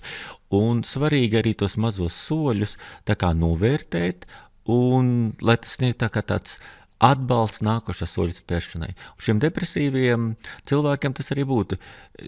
Es nevaru izkāpt no gultas. Maziem solīšiem, mēģinam, tad kājas pār gultas malu, tad pieceļamies no aizējam, tur izdaram to, vai izdaram to, vai, teiksim, aizējam mazā pastaigā. Apmetīsim loku ap māju, kā bija, tā kā drusku, tad varbūt vēl viena aplīt. Rītdien 2 vai 3 aplīšas, un šādā veidā pamazām mēģināt izkustināt, bet vienlaicīgi stiprinot cilvēka pārliecību, ka viņš pats kaut ko var. Nevis mēs viņa vietā izdaram, bet viņš pats. Un tā ir tāda globāla lieta, kur ir arī daļai mūsu sabiedrības problēma, un to es domāju, mēs paši kā vecāki kādreiz vajadzētu paši reflektēt sev, vai mēs vai mēs nedarot par daudz mūsu bērnu labā, vai tas mēs nodaram viņam labu vai ļaunumu, kad viņam tomēr ir jāiemācās darīt pašiem lietas, uzsist savus punas un zilumus, jo atkal tur iestājas cits aspekts, kāpēc mēs to darām. Kāpēc mēs gribam tos mūsu mazos pasargāt? Kā lai mums pašiem nesāpētu? Atkal nesāpētu par ko? Ka es esmu bezpalīdzīgs, tas, ko tu teici. Ne tikai bezpalīdzīgs, bet ko tad mēs gribam ar tevi, kā vecāki? Lai tev ir labi viss. Ja tev būs labi, man būs labi. Tad kas ir mūsu vadmotīvs? Lai man ir labi. Mēs gribam būt labi vecāki. Un ja mums tas kaut kas tur nesanāk bērnam, vai viņš tur sasitās, vai viņam kaut kas nepaveicās, tad vai es izdarīju visu pietiekami labi, vai es esmu pietiekami labs vecāks? Nē, pieņemt arī to, ka bērnu kļūdas ir daļa no procesa, kas tieši viņiem drīzāk palīdz nekā kaitē. Mēs joprojām esam labi vecāki. Es ceru, ka to visi vecāki, kas ir pārņemti ar to, ka ir ļoti bail būt nelabiem vecākiem, sadzirdēs, ka bērns drīkst kļūdīties arī sevis pēc. Tad, ja mēs vēl runājam par pēcdzemdību depresiju, par grūtniecības laika psihiskiem izaicinājumiem, vai ir vēl kas, ko profesori nepieciešams pateikt? Jā, protams. Tātad, ko mēs darījām arī mūsu pētījuma laikā? Tā kā mēs vērtējam ne tikai to, cik daudz ir izplatīta šī pēcdzemdību depresija, gan arī katrai 5. sievietei, bet mēs centāmies arī vienlaicīgi izvērtēt, kas ir tie sauktie asociētie vai riska faktori, kādas parādības vai lietas nosaka lielāku varbūtību, ka sieviete attīstīsies šī depresija. Mēs aptaujājām par dzīvi, par sociālo-ekonomiskiem apstākļiem, par dažādām ar veselību saistītām lietām. Kas mūsu pētījuma rezultātos, kas tad izkristalizējās? Izkristalizējās tas, ka ja sievietei ir bijuši jebkāda veida psihiski traucējumi dzīves laikā vai grūtniecības laikā, noteikti tas ir paaugstināts risks. Ja ir bijuši miega traucējumi grūtniecības pēcdzemdību periodā, ja ir bijušas sarežģītas dzemdības, vai šīs dzemdību pieredze bijusi psiholoģiski ļoti smaga, tā sauktās traumātiskās dzemdības, veicināja pēcdzemdību depresiju lielāku varbūtību tām sievietēm, kam nebija atbalsts no tuviniekiem vai apkārtējās vides. Ja bērnam bijuši piedzimstot veselības problēmas vai viņš ir piedzimis ar ļoti mazu dzemdības svaru. Izvērtējām arī, kā ir sievietēm ar tām, kurām ir bijušas vēsturi par mākslīgo apaugļošanu. Tur dati pasaulē gan ir pretrunīgi, jo no vienas puses dati liecina par to, ka sievietēm šis varētu būt tā kā pasargājušs faktors, bet no otras puses pietiekami daudz saistīts ar tā kā ģimenei šis ceļš uz bērniņu iegūšanu bijis ļoti grūts, garš, ka tiek pieauga trauksme, bažas, nedrošība un tā tālāk, un atkal tas, lai gan rezultāts var būt veiksmīgs un laimīgs un ģimene priecīga, tas tomēr mammu iešūpo šajos stāvokļos. Tad vēl arī tas, kas bija, mēs sagaidām, ka tām sievietēm, kas laiž bērniņu pasaulē lielākā vecumā, tām arī ir risks uz šīm pēcdzemdību depresijām. Jā. Un tas mums jārēķinās, jo kas ir noticis, iepriekšējo 2 dekāžu laikā ļoti būtiski ir pieaudzis jauno mammu vecums. Pirmreizēs dzemdības tagad jau ir sasniedz vidēji 28 gadi. Un 80 gadu vidū, tas krietni laika atpakaļ, tie varēja būt par 20 gadi. Tā kā ļoti būtiski ir šis aspekts arī ir mainījies. Tā kā par to ir jādomā. Es esmu pārsteigts, ka 28 gadi. Es biju domājis, ka būs vairāk patiesībā. Bet tas ir vidējs. Jā, te ir Latvijas dati vidējs. Jā, 28 tas tomēr, Klausītāji, ja tu meklē vietu, kur īstenot savus radošos projektus, man ir īpašs ieteikums – Power Up Space Rīgas centrā. Nesen atklāju šo vietu, jo te ierakstījām cilvēkjaudas intervijas. Arī šo. Mūsu komanda ir sajūsmā šeit strādāt. Te ir viss, kas nepieciešams. Moderni aprīkotas studijas, kur ierakstīt video vai audio, un te ir arī daudzpusīgas telpas pasākumiem, kur var rīkot apmācības, prezentācijas, filmu vakarus un pat konferences. Man īpaši patīk, ka te apvienota funkcionāla vide ar estētiku un no telpām paveras brīnišķīgi skati uz Rīgu. Visa komanda ir atsaucīga un profesionāla. Kad tu izmanto Power Up Space pakalpojumus, tu palīdzi šīs studijas misijā, kas ir atbalstīt apdraudētus žurnālistus trimdā un atbalstīt sabiedrībā noderīgus projektus, ieskaitot cilvēkjaudu. Apmeklē powerupspace.eu un piesakies iepazīšanās tūrei. Es un cilvēkjauda atgriezīsimies te vēl, jo tā ir mūsu pirmā izvēle nākamajiem projektiem. powerupspace.eu. Cik sievietes beigās jūs pētījāt?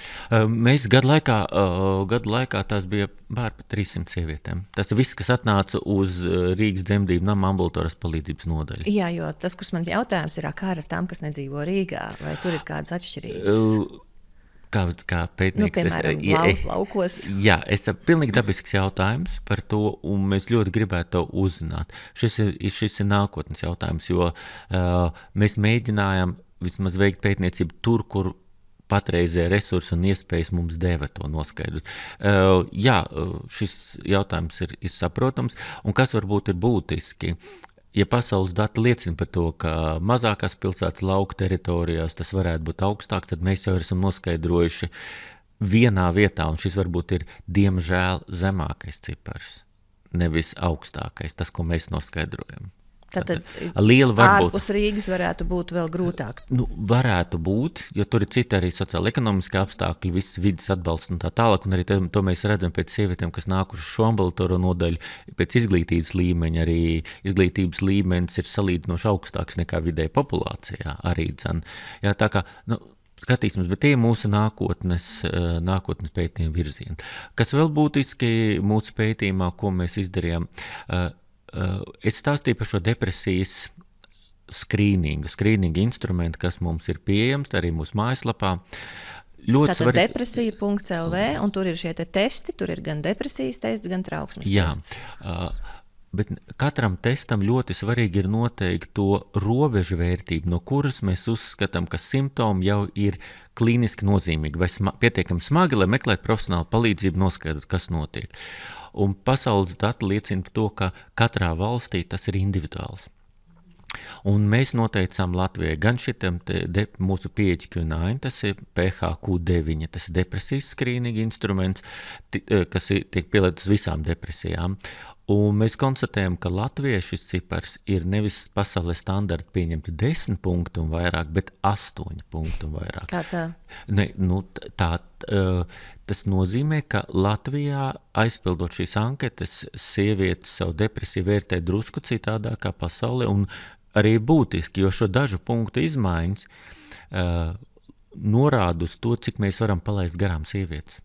Tas nozīmē, ka Latvijā sievietes savu depresiju neuzskata kā kaut ko tik smagu, tik grūtu sev. Jā, tik grūtu sev, kā varbūt pasaulē aizpildot to anketu. Tātad par to pašu situāciju sieviete no citas valsts varētu atbildēt, novērtēt kā sarežģītāku, kā smagāku, sāpīgāku nekā Latvijas sievietes, kuras ir superpacietīgas, ja godīgi. Varbūt tas arī viens no šiem. Tādēļ ļoti svarīgi, ka katrā valstī viņš tiek to sauc validēt. Validēt tad mūsu šis skrīninga instruments, kas ir mazais lineāls, mēs salīdzinām ar lielu kompjuteru, kur ļoti rūpīgi izvērtē visus simptomus. Tas ir tas, kas aizvieto psihiatra stundas garu interviju. Un tad mums ir šis mazais skrīninga instruments, tad mēs zinām, jā, tas ir 8, 10 vai 15, un tajā brīdī ir svarīgi. Un otru, par ko varbūt ir vairāk dzirdēts, ir specifiski pēcdzemdību periodam, ir Edinburgas pēcdzemdību depresijas novērtēšanas skala, EPDS. Tas ir pasaulē ļoti plaši pielietots instruments, viņš atšķirās nedaudz, kā viņš mēra viņš mēra pēdējās nedēļas laikā tos simptomus, speciāli izstrādāt kā pēcdzemdību depresija, un mēs viņu arī tagad pielāgojam Latvijas apstākļiem, validējām. Pirmo reizi tātad, jo šis instruments bija jau, latviski tulkots jau pirms kādiem 13 gadiem. Diana Zanda, ko tu labi zini, viņa savā doktora disertācijas ietvaros, viņa lingvistiski validēs nozīmēja, ka precīzi iztulkots no angļu valodas uz latviešu valodu un pārbaudīts, vai latviešu sievietes, latviski runājušas sievietes saprot viņu tāpat, kā tas ir paredzēts, kā angļu sievietes angļu versija. Bet šis instruments Latvijā pastāvēja tikai, labs tulkojums, bet kur ir tā robežšķirtne, kad mēs sakam, jā, ir vai jā, nav, viņš nebija noteikts, un to arī nevarēja noteikt. To var noteikt tikai tad, ja šīs pašas sievietes aizpild gan to skalu, gan viņi intervē psihiatrs. Un mēs Latvijai noteicam atkal, mums ir citādākā pasaulē, mums ir 11 punkti. Un pasaulē ir 10, ja? Varēja atkal, tas pasaulē atkarībā no valsts, viņš varēja no 8 līdz 13. Un atkal, kur ir būtiskākais šai robežšķirtnē, jo pat 1 vai 2 punktu nobīdni var atstāt aiz strīpas pietiekami lielu sieviešu skaitu, kuram šī palīdzība būtu vajadzīga. Tas saucās pseidonegatīvs vērtējums. Viņai ir, bet mūsu instruments to neparāda. Un tad viņi it kā paliek aiz strīpas. Tad šīs ir vēl papildus lietas, ko mēs esam izdarījuši mūsu pētījuma ietvaros, un bez tā mēs redzot, tas, kas notiek Latvijā, ka mums sievietēm palīdzība šīs pēcdzemdību depresijai teoretiski pieejama. Mums ir ģimenes ārsti, kuram ir jāuzrauga, un ministra kabineta noteikumi nosaka, cik bieži jāredz zīdainis pēc dzimšanas.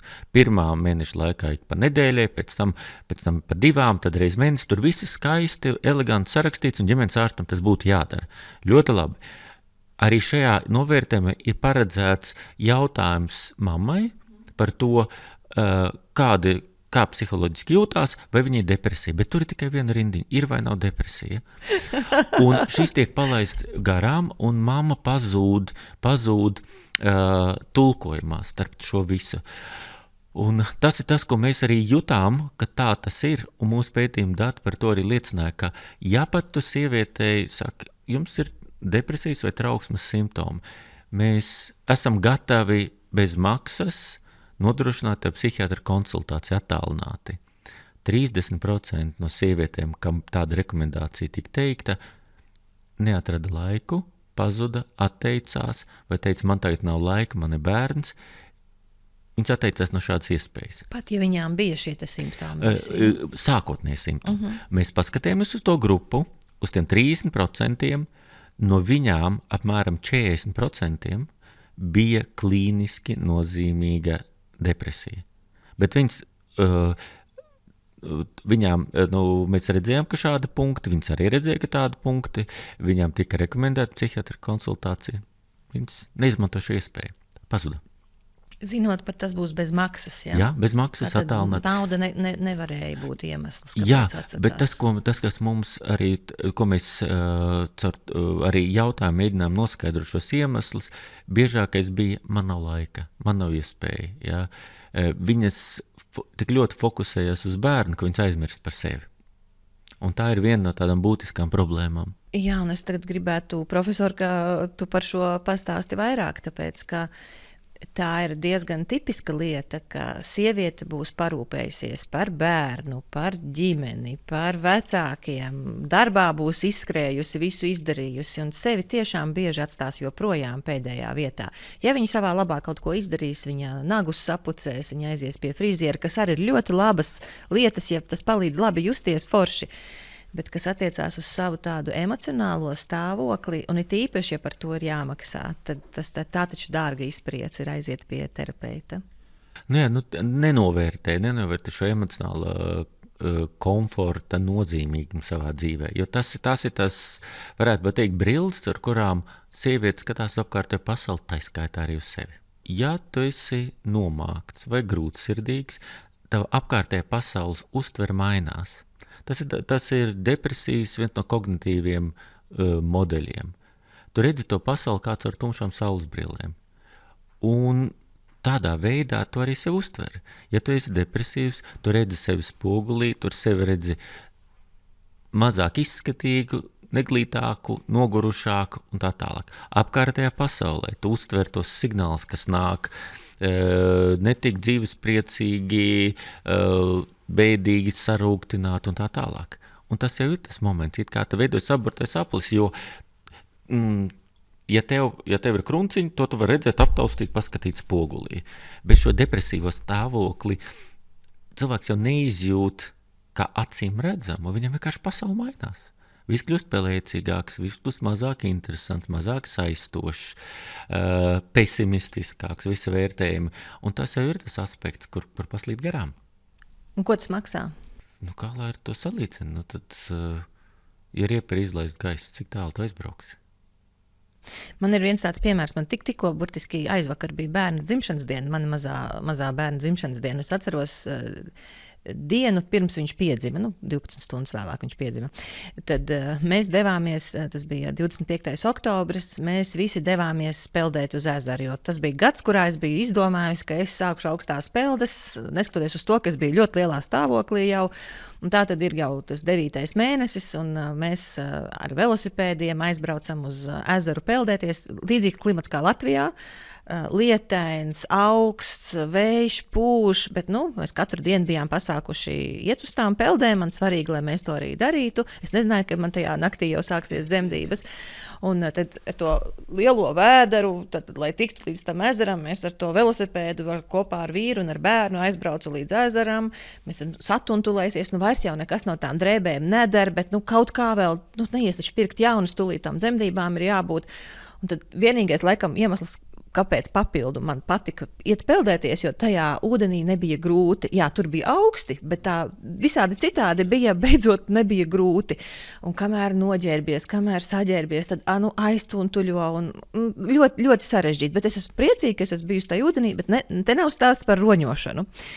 Piedzimst mans bērns nākamā rītā, un es laikam pēc 5 dienām atkal devos uz augstajām peldēm. Tikko vecmāte man atļāva dēļ plīsumiem, ka es drīkstētu iet. Un es saprotu, bet ir tik viegli. Ar riteni var aizbraukt ātri, noģērbties ir viegli, noslaucīties ir viegli. Un ir tik viegli, jo tas stāvoklis, kamēr es gaidīju bērniņu, arvien lielāks grūtniecība, arvien lielāks svars, arvien sarežģītāk elpot, ir daudz seklāka elpošana, tik grūti. Un ir tās dzemdības, un uzreiz salīdzinoši ir tik viegli. Pēc dažām dienām ir tik viegli. Un es tajā brīdī sapratu, es biju tik ļoti pieņēmusi, ka grūti, tas ir visu laiku ir grūti, un ka tas ir normāli, ka ir tik grūti, ka pat prātā nenāk, ka man būs vieglāk. Un te ir runa par tiešām fizisku stāvokli, kur ir liels vēders, jo ir bērniņš vēderā. Tad kas notiek ar cilvēku emocionāli, kad viņam ir grūti?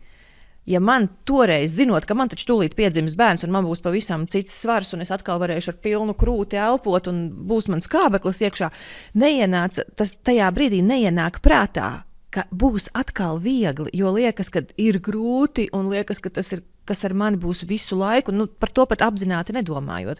Tad kas notiek emocionālajā ziņā, ja cilvēkam ir grūti, ka pat nestādīties priekšā, cik patiesībā var būt viegli dzīvē? Redz kā, es jau par depresiju stāstīju, ka depresija un depresijas ir fiziskie aspekti, miega traucējumi, fizisks nogurums tā tālāk, bet ļoti daudz, ko nozīmē šīs domāšana, kā cilvēks uztver. Jo depresijas laikā cilvēkam ir tādi 3 pamatelementi, kas ir kognitīvajā psihoterapijā kā stūrakmeņi. Tas, kā cilvēks vērtē sevi, tas, kā viņš vērtē apkārtējo pasauli un kā viņš vērtē savu nākotni. Un ja sākotnēji tas tiek veidots kā tāds 3 stūrs, kurā šie 3 elementi, pēc manas skatījuma tā ir principā lēpējoša spirāli. Jo sliktāk tu jūties par sevi, jo, protams, ka tev apkārtē pasaule šķiet prasīga, nepieņemoša, negatīva, un ja tāda ir apkārtējā pasaule, kāda gaida tev nākotne, diezgan labs, kas tur būs, ja nākotne tev nekas labs negaida, kā tu domā par sevi, un tad cilvēks tā lēnām slīd pa tādu lejupējošu spirāli. Un tas ir bēdīgi, depresija attīstoties, tas arī viens no elementiem, kas var veicināt arī suicidālas domas, ja, domas par pašnāvību, jo tu jūties pavisam slikti. Bet kas no otras puses ir labi šajā procesā, ka pa šo vītni var iet atpakaļ.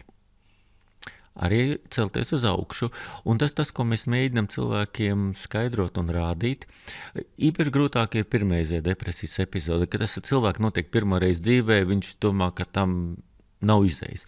Bet ja cilvēks tā ir atkārtoti bijis dzīves laikā, ļoti svarīgi mums ir atgriezties pie šīs iepriekšējās pieredzes. Jā, tev bija slikti, bet tu izkāps no tās bedres ārā. Un šo te nevis dodot vienkārši viltu cerību, kaut kad būs labāk, bet rādot, un tas arī svarīgi rādīt šos mazos soļus, kā cilvēks kāp no tās bedres ārā, to mazos progresus. Un tas savukārt, katrs šis mazais solīts palīdz cilvēkam redzēt un just, ka jā, es eju uz priekšu. Un tieši tur arī nodara tie paši mūsu skrīninga instrumenti, un ko mēs arī ārstiem un citiem specialistiem iesakām, periodiski aizpildīt. Lūdzu, tu aizpildīji to testu mēneša sākumā, aizpildi pēc 2-3 nedēļām, mēneša beigās, un redzēs kaut kādu mazu progresu šajā virzienā. Tas palīdz celties ārā no šiem stāvokļiem. Nu, lūk, un saistībā ar šo te pēcdzemdību depresijas periodu, jā, tur var palīdzēt, noteikti var palīdzēt. Svarīgāks, ja mēs atpazīstam, tad ko darīt? Ja ir pieejami resursi, protams, pie vieglākām depresijas formām mēs noteikti iesakām psihoterapiju. Noteikti cilvēkam jāpalīdz atslogot no tās slodzes pienākums, uzņemties kaut kādas fiziskas aktivitātes. Tas viss tas, kas palīdz. Un ja tomēr šīs arī, vai psihoterapija ir pieejama, vai nav, nu tad, ja ir pieejama lieliski, ja nav, nu tad nākošais solis medikamentu lietošana. Un kas ir svarīgi saprast, ka ir iespējams katrai sievietei piemeklēt šo medikamentu schēmu. Ir pat situācijas, ja sieviete tiešām ir ļoti noskaņota barot bērna krūti, ir pat iespējams piemeklēt medikamentu kombināciju, kas ir savienojuma krūts barošana. Ļoti svarīgi ir sadarbība starp visiem iesaistītām pusēm. Un tas ir trešais elements, ko mēs veicām mūsu pētījumu ietvaros. Pasaulē ir daudz dažādi uz sievieti centrēti aprūpas modeļi, kuri ir testēti un pārbaudīti, ka viņi ir labi un efektīvi. Latvijā šādu kompleksu modeļi nav bijis. Un mēs šī pētījuma ietvaros šo mūsu to modeli, ko mēs gribam adaptēt Latvijai, kur sieviete atrodas centrā un ap viņu pulcējas aprūpētāji. Pirmām kārtām ģimenes ārsts, vecmātes, ginekologi, kas tiešā veidā kontaktā ar šo sievieti, ka viņi tiek izskoloti un apmācīti, ka viņi pamana šos stāvokļus. Savas kompetences ietvaros viņi risina to ar mammu, un ja viņiem ir nepieciešams profesionāls padoms, psihiatrs ir kā konsultants, kas ir pieejams šiem speciālistiem, tā kā tiešais vads, kur ģimenes ārsts var nokonsultēt. Lūk, man ir šāda mamma, šāds stāvoklis, tā es viņu vērtēju, šo mēs mēģinām darīt, tas palīdz, nepalīdz, un psihiatrs tādā veidā konsultē, nevis uzreiz mammu, bet sākumā ģimenes ārstu. Un tikai sarežģītākos gadījumos, kad kopā nospriež, ka mēs nevaram to nomenedžēt, tad šo aprūpu pārņem psihiatrs. Un ka tā ir tāda katrā teritorijā, tāda kompleksa komandas programma, kas varētu palīdzēt mammai. Un tad mēs šo modeli mēģinām ietērpt tādā videoklipā un jautājām šīm jaunajām mamām, kurām bija depresija, kā viņam šis modelis, kāds ir viņa domas un viedoklis par to, kā viņas redz, kā viņas varētu iesaistīties, un vienlaicīgi, vai ir kaut kādi viņa ieteikumi, kas varētu būt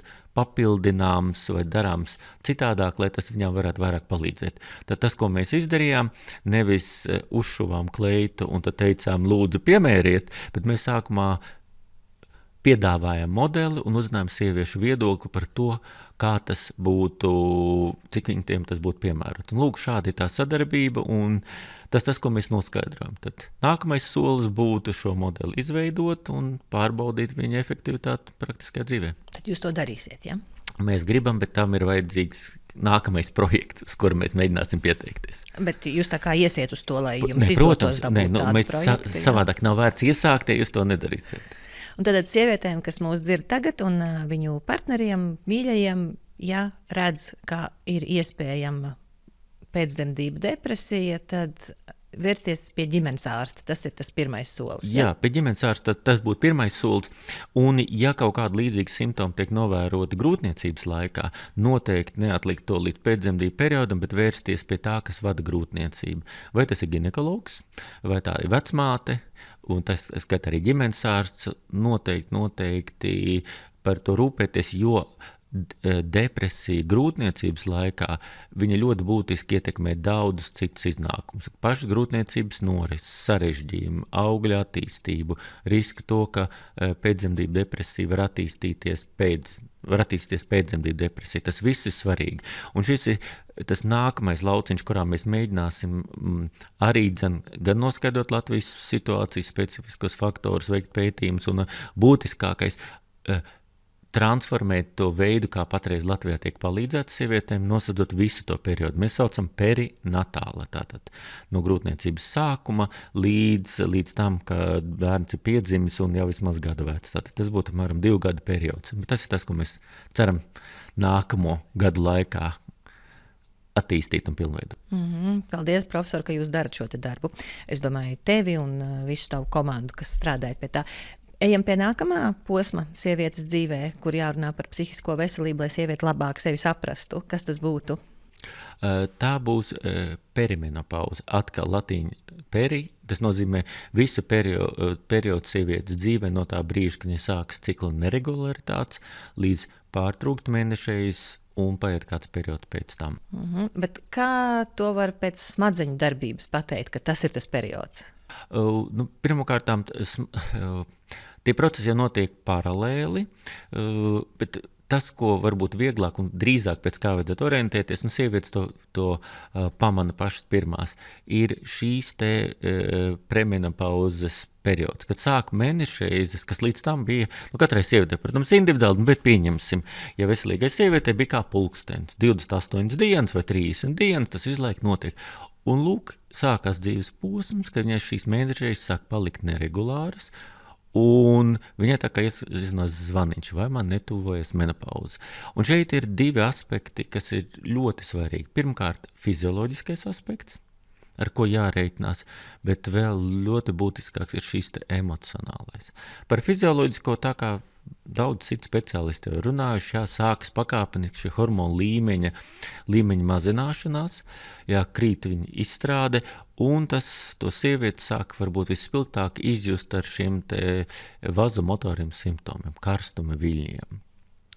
Zini, profesor, man liekas, ka tas jau ir tāds, diezgan jau tālu viņi ir tajā perimenopauzē, bet vai ir kaut kas tāds, ko sieviete par sevi var redzēt sākotnējā laikā, kad varbūt nav tā, ka iztrūkst veselas mēnešu reizes visā viņas, ciklā, bet varbūt viņas tur pa dažām dienām pabīdās vai kā, bet galvenais, jo es esmu šajā vecuma grupā, man viss draudzenes, viss paziņas ir šajā vecuma grupā, līdz ar to es zinu ļoti daudz stāstus, bet tas lielākais, kas notiek, kā viņas pašas apraksta, ja mēs tīri par emocionālo runājam, neiecietība, ļoti daudz šķiršanās šajā laikā ir, jo vairs to savu partneri nevar izturēt. Ir arī, kur ir lielas šaubas par sevi, kas es esmu, ko es varu, ko es nevaru. Man vairs nav tāda spēka. Bieži vien tā arī saka, es zinu, ka man ir jāmaina darbs, bet es nevaru. Man vienkārši nav resursu, lai es to vairs izdarītu. Kas ir tās lietas vēl pat agrāk, pirms ir tik konstatējami, šī tiešām ir tā? Jā, šeit būs jautājums, kur vajadzētu diskutēt arī kopā ar ginekologiem, vai šīs agrīnās pazīmes ir tiešā veidā hormonāli provocētas, vai mums jāskatās tas viss kopējā biopsihosociāla modeļa ietvaros. Jo vieglākā atskaites punkts ir statistika. Menopauze vidēji Latvijā iestājas 51 gadā. Ir sievietes, kurām menopauze var iestāties arī agrāk, paši kā menopauze. Tātad perimenopauzes periods būs gadi pirms kaut kāda. Lūk, un to mēs skatāmies sociālā kontekstā. Ja mēs skatāmies uz mūsdienu sabiedrību, sievietei 45 līdz 50. Kas ir reāli noticis? Kur viņi ir savā dzīvē? Ja? Atkarībā tā, ja pat vēl dzimis bērns, pirmais vai vairāk, tad tiem bērniem ir stipri virs 11, ja jau viņi jau nav lieli. Ja mēs skatāmies karjeras ziņā, tātad ir pietiekami daudz darba tirgū, sieviete bijusi 20, 25 gadus. Dažādās pozīcijās. Ja mēs raugamies no attiecību viedokļa, kā kur ir veidojušas un kuras attiecības, bet tad jau tās attiecībām arī ir pietiekama priekšvēsture. Ja, tie būs, ja pirmās attiecības, tās varētu būt arī 20, 25, 30 gadi. Ja tās ir otrās attiecības, tās arī būs, ja šķiršanās starp 30 un 40 notiks, tas arī būs kaut kur 10 gadiem. Tad tas, par ko citi runā, 7 gadu cikls un tā tālāk. Tad tur ir daudz tādu fona elementi, kas sievietē liek aizdomāties. No otras puses arī dzāna tīri fizioloģiski. Sieviete sāk pamanīt to, ko viņai nevajadzētu pamanīt. Viņa sāk pievērst uzmanību savam izskatam, lūk, man te krunciņi parādīsies, te vēl kaut kas, un tas visu laiku psiholoģiski tā kā izdara spiedienu uz sievieti pašu. Un te parādās jautājums, vai tas ir hormonālo izmaiņu dēļ, viņa ir neiecietīga, vai viņā krājās šī te neapmierinātība ar sevi. Un tagad, protams, kā to izmantos, viena daļa cilvēku būs, tā ir tavas pašas problēma, ka tu esi sakrājusi savu neapmierinātību ar sevi un norakstīs tur, kur viņas neiecietībai nebūs sakars ar neapmierinātību ar sevi. Ok, labi, tad, katrs gadījums ir atšķirīgs, jo šai brīdī, tad, ja mēs domājam, ka tas ir saistīts ar kaut kādiem šīm pakāpeniskām hormonālām izmaiņām organismā, jo kas tad cits, uz ko citu novelt vainu? Ja mēs tagad meklējam vainīgu, hormonu. Cerēsim, ka tie ir tie hormoni. Jā, lūk, tur arī sāk parādīties, katrs stāsts ir individuāls, jo ja ir pāris un pāris seksuāli aktīvs, tad jautājums, kā aizsargājas.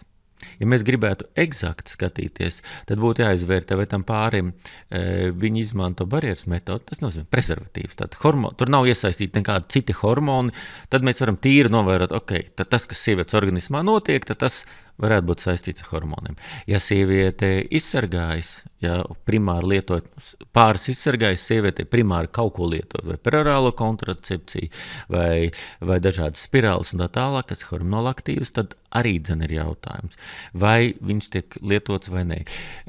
Un izrunājot ar ginekologu, jāmēģina saprast, kas tas īsti ir. Vai tas sākās hormonu disbalans, vai tā ir vienkārši dzīves posms, kurā tad ir jāiziet cauri, jo tur jau tā lieta arī ir, ko darīt. Viens ir konstatēt, otrs, ko darīt.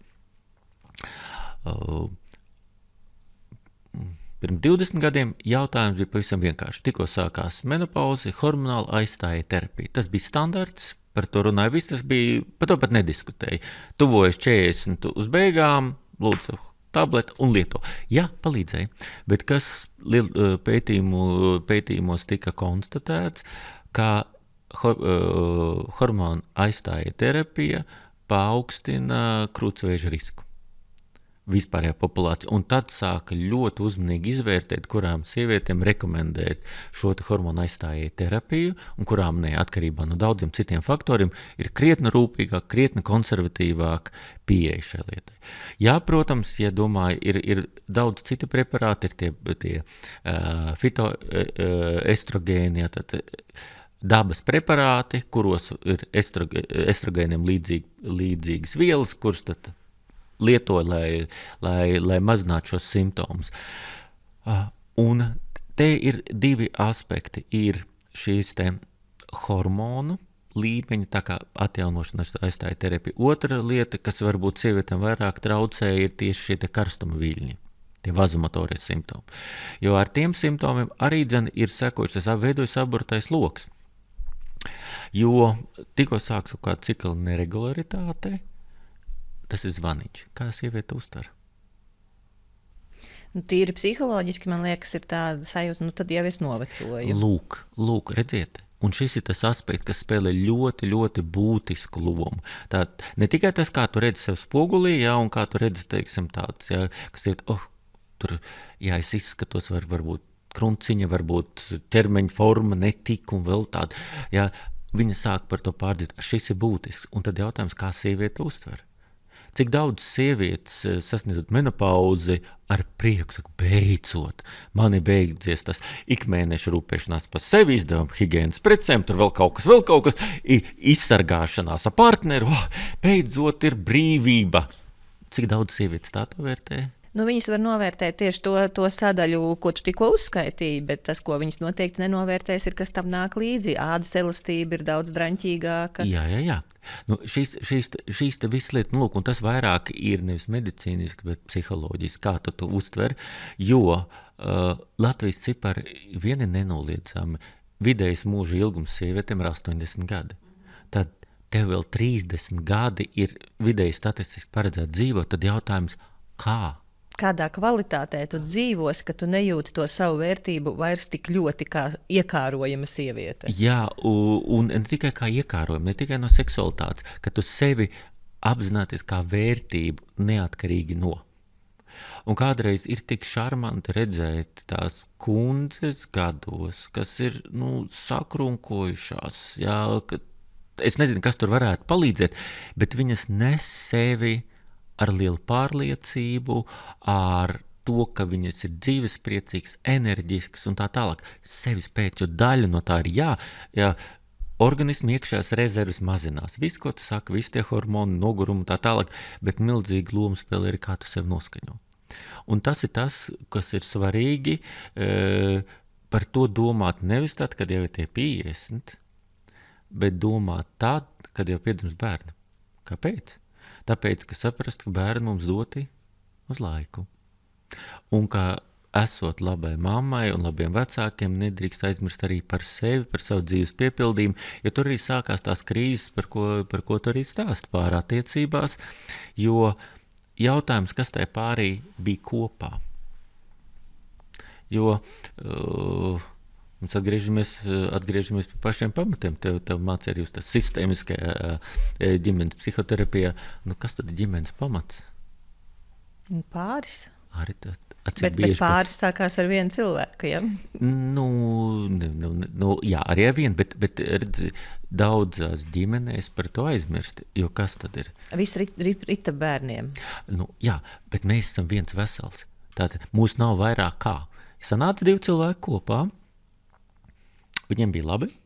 Viņi domā, ir tik labi, ka mēs bez tā, sabojāsim. To es atvainojos, tas nebija tas, ko tu gribēji teikt. Jā, ka mēs bez tā, ka mums labi kopā, mēs gribam veidot ne ģimeni, mēs veidojam būt pāris, precētas vai ne, bet dzīvot kopā, būt kopmītnes biedrī. Ja? Tad kopējas saimniecība, ok. Un tad mums ir tik labi kopā, mēs gribam kļūt par vecākiem. Tad, kad mēs kļūstam par vecākiem, mums jau nepaliek vairāk, mums jāpārdala iekšējais resurss, mums jāatsakās kaut kas no pārattiecībām, no kaut kas no tās, ko mēs darām kā ģimene, kā vīrietis ar sievieti, kaut kādas kā draugi, ko mēs darām, jo bērni tagad. Lūk, un ja sanāk tā, ka ejot uz priekšu, mēs pazaudējam, mūs pārņem, mūsu ģimene ir 80%, mēs esam vecāki, nevis vīrietis un sieviete. Ok, varbūt tas ir lieliski, abām pusēm tas ir labi, bet kas notiek, ka tie bērni pazūd? Iziet no dzīves, tad paliek vairs liels tukšums, un tas arī atkal ir tas viens no aspektiem ap tiem 40 plus tuvojoties 50, bērni atstāja ģimeni. Un vai šis pāris nav pazaudējis viens otru ceļā uz to, ka viņi ir atsvešinājušies? Jā, bērni viņus turēja kopā kā līmu, un tad arī ir tie biežie stāsti, ka ir 1, 2 bērni, un tad vai ir viens bērns, otrais parādās ar lielu vecumu starpību. Kas tas īsti ir? Vai beidzot nobriedošas personības grib izbaudīt vecāka lomu, tiešām tā garšīgi un kārtīgi, pamatīgi esot bērnu, nevis ka bērns bijis studentu kopmītnes istabiņā kaut kur tur stūrī. Ja? Lūk, vai tas atkal ir mēģinājums turpināt līmēt kopā attiecības caur bērnu? Un ja šāds pāris nonāk, tad ir sākās tās krīzes. Bērni izaug, bērni vairs netur kopā, kas mūs saista. Un tad ir viens vai otrs atkarībā, cik nu kurš vai nu tas vīrietis aizskrien kaut kur, vai sieviete beidzot saprot, ka man apnik tas divāns, pilvens vai čīkstētājs, ja, un es gribu kaut ko dzīvot, viss tas ir iespējams, jā. Bet te ir ļoti svarīgi, nepazaudējot sevi, veselīgi iet cauri šim te periodam. Nu, lūk, ja no medicīniskās puses ir hormonterapija, tad jāapzinās arī to, ka šis periods kopā gan fizioloģiski ar hormonu izmaiņām, gan psiholoģiski ir kā otrs kritiskais periods, kad sievietēm var attīstīties depresija perimenopauzes periodā. Tā visā. Tātad tas ir tāds kā riska periods. Ja mēs skatāmies, ka pirmreizēja saslimstība, depresija ir viens pīķis ap 25-30 gadiem, tad otrs pīķis ir ap šiem 45-50, kad pirmo reizi saslimst. Un tas atkal ir fons, kur tā depresija nav pavisam klasiska. Viņā arī daudz ir šāda aizkaitināmības, neapmierinātības elementi, miega traucējumi, tad klāt vēl nāk šie te karstuma viļņi, kuriem ir vairāk aspekti, ne tikai no diskomforta kā tāda, ka tev pārskrien tāds vilnis, bet arī tas ir signāls menopauze, kas atkal ir kā psihotraumējošs elements, otrs apkaunojuši, citi redz, citi pamana, un tie lieta, kas vēl vairāk to šūpo. Vēl kas svarīgi tādos brīžos, kad cīnās ar to, ir saprast, ka, piemēram, ir atsevišķi dzīvesveida pārādumi, kas to var būtiski ietekmēt, piemēram, kafijas lietošana, arī ļoti intensīva fiziska slodze, ja? Tas var pastiprināt šos karstumviļņus.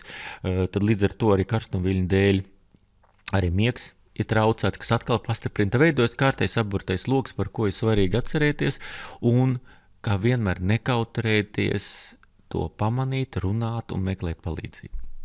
Labi. Es vienkārši skatos mūsu laiku un domāju, lai mēs neatstājam novērtā kādu no šiem te sievietes psihiskās veselības posmiem. Tad tas, ko tu stāstīji, tad pusauģa gadi ir tas pirmais šoks, ka man ir citādāks ķermenis tagad.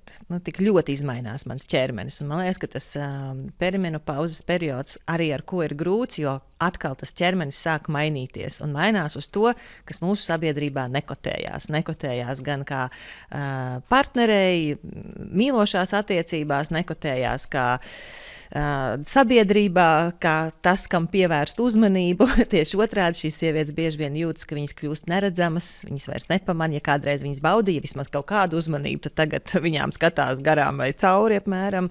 Tas arī tātad sanāk ir ļoti izaicinoši tieši tāpēc, ka man vairs nav tas ķermenis, pie kā es biju pieradusi. Kas notiek tālāk? Jā, tas posms, pirmais ejam tālāk pie šīs te aspekta, ko es vēl gribēju tikai pieminēt, ka noteikti arī šajā posmā bez psiholoģiskās palīdzības svarīgi ir vērsties un ar savu ginekologu izrunāt, ko darīt ar hormonālo.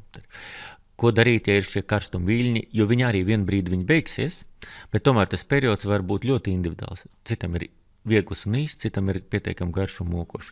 Ir virkne veidu, kā var ginekologs palīdzēt ar dažādiem viņa nozares medikamentiem, bet jāatcerās, ka arī šajā periodā priekš tīri vazomotoriem simptomiem antidepresantu terapija pierādīta efektīva. Tikai tas ir jāpiemeklē, konkrēts medikaments, konkrēta dēva. Latvijā es neesmu dzirdējis, ka daudz ginekologu ar to nodarbotos, tad tur tomēr būtu vērts arī psihiatra padoms, kas zina un pārzina šīs lietas un var palīdzēt ar šiem simptomiem tikt galā. Tas ir tajā posmā, bet viņš vienā brīdī beigsies. Bet tālāk, ja tie nākamie 30 gadi, par kuriem ir jādomā, ar ko dzīvot un kā dzīvot savu iekšēji. Tad visā tajā ļoti svarīgi ir, lai sievietei būtu jēgpilna nodarbošanās. Un tas ir tas, kas nav viegli atbildāms, un šī jēgpilnā nodarbošanās ir tāda, par kur jāatcerās nevis tad, kad iestājas menopauze, bet par to jādomā jau pirms. Sākot no tīri profesionālās, jo grozies kā gribi, pensijā mūs atrak pa 65, neviens nelaidīs, ja tu neesi tikai diplomātiskā dienestā vai kādos īpašos apstākļos. Tātad profesionāli kā pašrealizēties, bet vēl vairāk arī, ja tu aizies pensijā, tad vēl nākamie tāpat pēc statistikas pietiekami daudz gadi. Ko tu darīsi? Kas ir tavā dzīvē tāds, kas piešķir šo saturu, šo garšu un kā sev nodarbināt? Piedevām vēl ir jāatcerās, ka māte daba mūs nav radījusi 150 gadiem. Tātad mēs novecojam, mūsu prāta spējas un kognitīvās spējas arī pakāpeniski krītas. Tātad sev intelektuālā noslodz, tas, ka tu savu prātu nodarbini, tas palīdz viņu uzturēt jaunu. Un tas ir tas, kas ir svarīgi par to domāt jau visas dzīves laikā, bet īpaši tad, kad tavs dzīves ritms nekļūst vairs tik ātrs, ka tu dari, noslogo savas smadzenes, jo ja tu viņas nelieto, viņas lēnām atrofējas.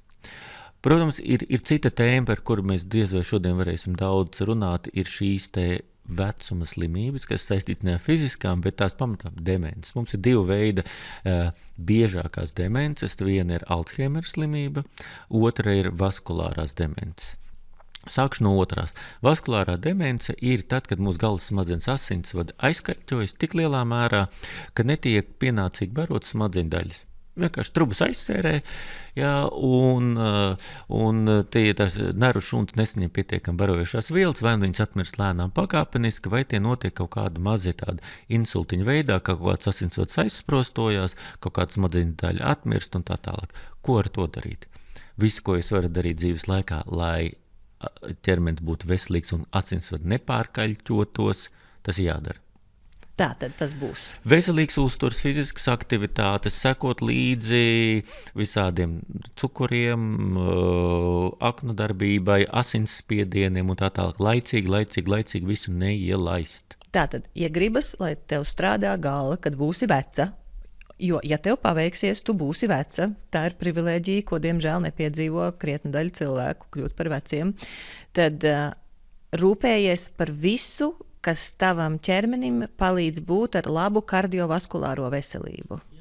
Tas palīdz tavai galvai, lai mazinātu šo te, kā tu nosauc to, nevis demence, bet vaskulāra demence, asinsvadu demence. Tātad demence, kur vecuma plānprātība, kuru izraisa asinsvadu bojājumu.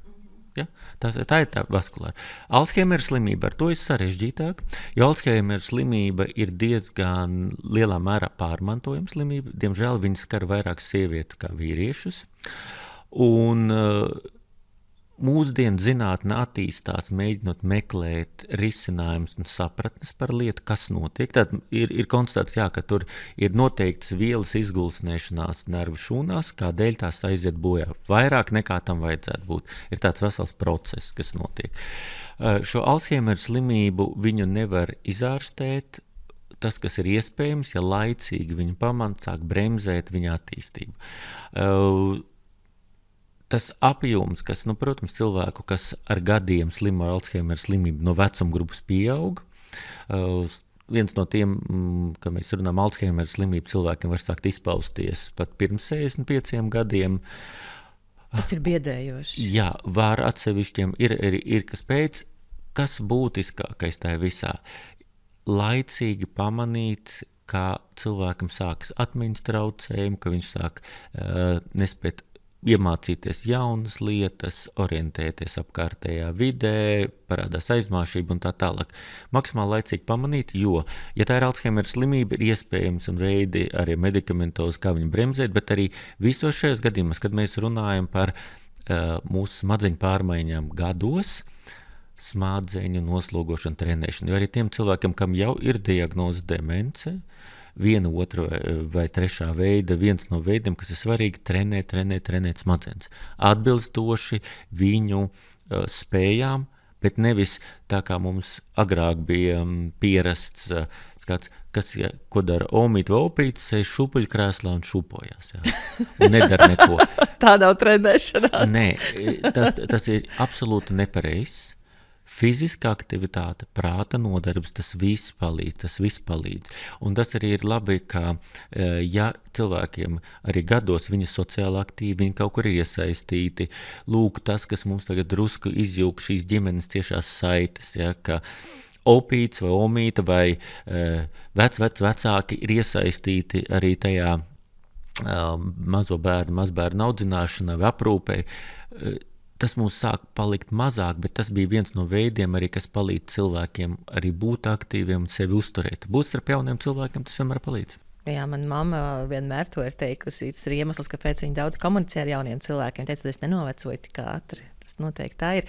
Un tu pirms tam par perimenopauzi tu teici, lai par sevi parūpētos, ir vienkārši laicīgi jāsāk darīt lietas. Nevis tad, kad tev ir 50 gadi vai 45, bet jau agrāk. Un labi, ja šobrīd tev ir, man šobrīd 46 gadi, tad vienalga, kurā brīdī dari vairāk savā labā, dari tajā laikā savā labā. Tad par demenci un par šo te, tu saki, mācīties, tad tas būs droši vien valodas, būt, vai vienalga kaut ko citu vēl jaunu mācīties. Tad tu teici būt sociāli aktīvam, kad ir miedarbība ar citiem cilvēkiem. Tad tu mums mācīji jārūpējas ir par savu kardiovaskulāro veselību, vai ir vēl kaut kas, ko mēs varam savā labā darīt, lai mūžā noslēdzošo posmu var dzīvot labi, nevis vienkārši vilkt garumā. Nu, jā, rūpēties par savu veselību plašākā mērā, jo tomēr bez demencēm arī kādas citas veselības problēmas var būt. Nekautrēties, laicīgi pamanīt, laicīgi vērsties pēc palīdzības, sekot ārsta rekomendācijām, kas bieži netiek izpildītas. Jo neviena ārstēšana nepalīdzēs, ja tu viņas nepildīsi. Ir tik grūti sev motivēt, to visu darīt, bet lūk, pārējie līdzcilvēku atbalstu šajā ceļā, kas katram ir lemts saistībā ar viņu pašsajūtu. Tas, kas varētu palīdzēt, jā, un jā, iespēja robežās uzturēt mūžu garu tādos veidos, kas tev ir pieņemami, kas tev palīdz, jo tas katram ir individuāli. Zini, kā ir, profesori, tevī klausoties, man liekas, tas svarīgākais ir, jo es, protams, to uztveru no savas prizmas, ir interesanti dzīvot. Pat tad, kad ir grūti, pat tad, kad ir depresija, vienalga, kā darīt visu iespējamo, lai joprojām būtu kaut kādā veidā interesanti dzīvot. Jā, bet tieši tas jau arī piešķir tai dzīvei garšu. Ja? Un tas par ko arī tavu raidījumu. Šīs dažādi intervētie cilvēki skartās tēmas, kur cilvēki dalās ar to, kā katrs atrada savu ceļu. Un katram tas ir savs. Nav vienalga, ko sludina sociālajie mēdīji vai kas ir trendā, kā mēdz teikt jaunieši. Nē, katram savs ceļš, un ja tu viņu atrod, un es domāju, tas arī tas, ko tu dari, tas ir viens no veidiem, kā dzīvot garšīgi un palīdzēt to darīt citiem. Jā, tāpēc, ka es nestādos priekšā, ka dzīve varētu citādāk būt interesanti, izņemot, ja tā ir interesanta. Profesor, milzīgs paldies par tavu laiku, par darbu, ko tu dari, par to, ka tu nāc uz sarunu cilvēku jaudā, par to, kā tu centies mainīt šo te attieksmi cilvēkiem pret psihisko veselību. Es atgādināšu, ko tu mums mācīji pirmajā sarunā. Psihiskā veselība, emocionālā veselība ir tikpat svarīga kā fiziskā veselība. Bez šīs psihiskās veselības nebūs arī normāla fiziskā veselība. Ir jārūpējas par sevi. Un tāpēc es aicinu cilvēku jaudas klausītājus, fanus, lūdzu sūtiet jautājumus profesoram. Sakiet, ko jūs vēl gribat zināt. Es uzreiz jau varu pateikt, ko es gribu zināt, un tu man vari pateikt, vai tas ir iespējams ar tevi vai nav. Ja mēs tagad runājam par sievietes psihisko veselību laika gaitā, tad vai mēs varam runāt nākamā reizē par vīriešu psihisko veselību? Jā, noteikti. Protams, nedrīkst aizmirst vīriešus, jo viņi arī ir mums līdzi esoši subjekti, ar kuriem kas iziet savu dzīves ceļu.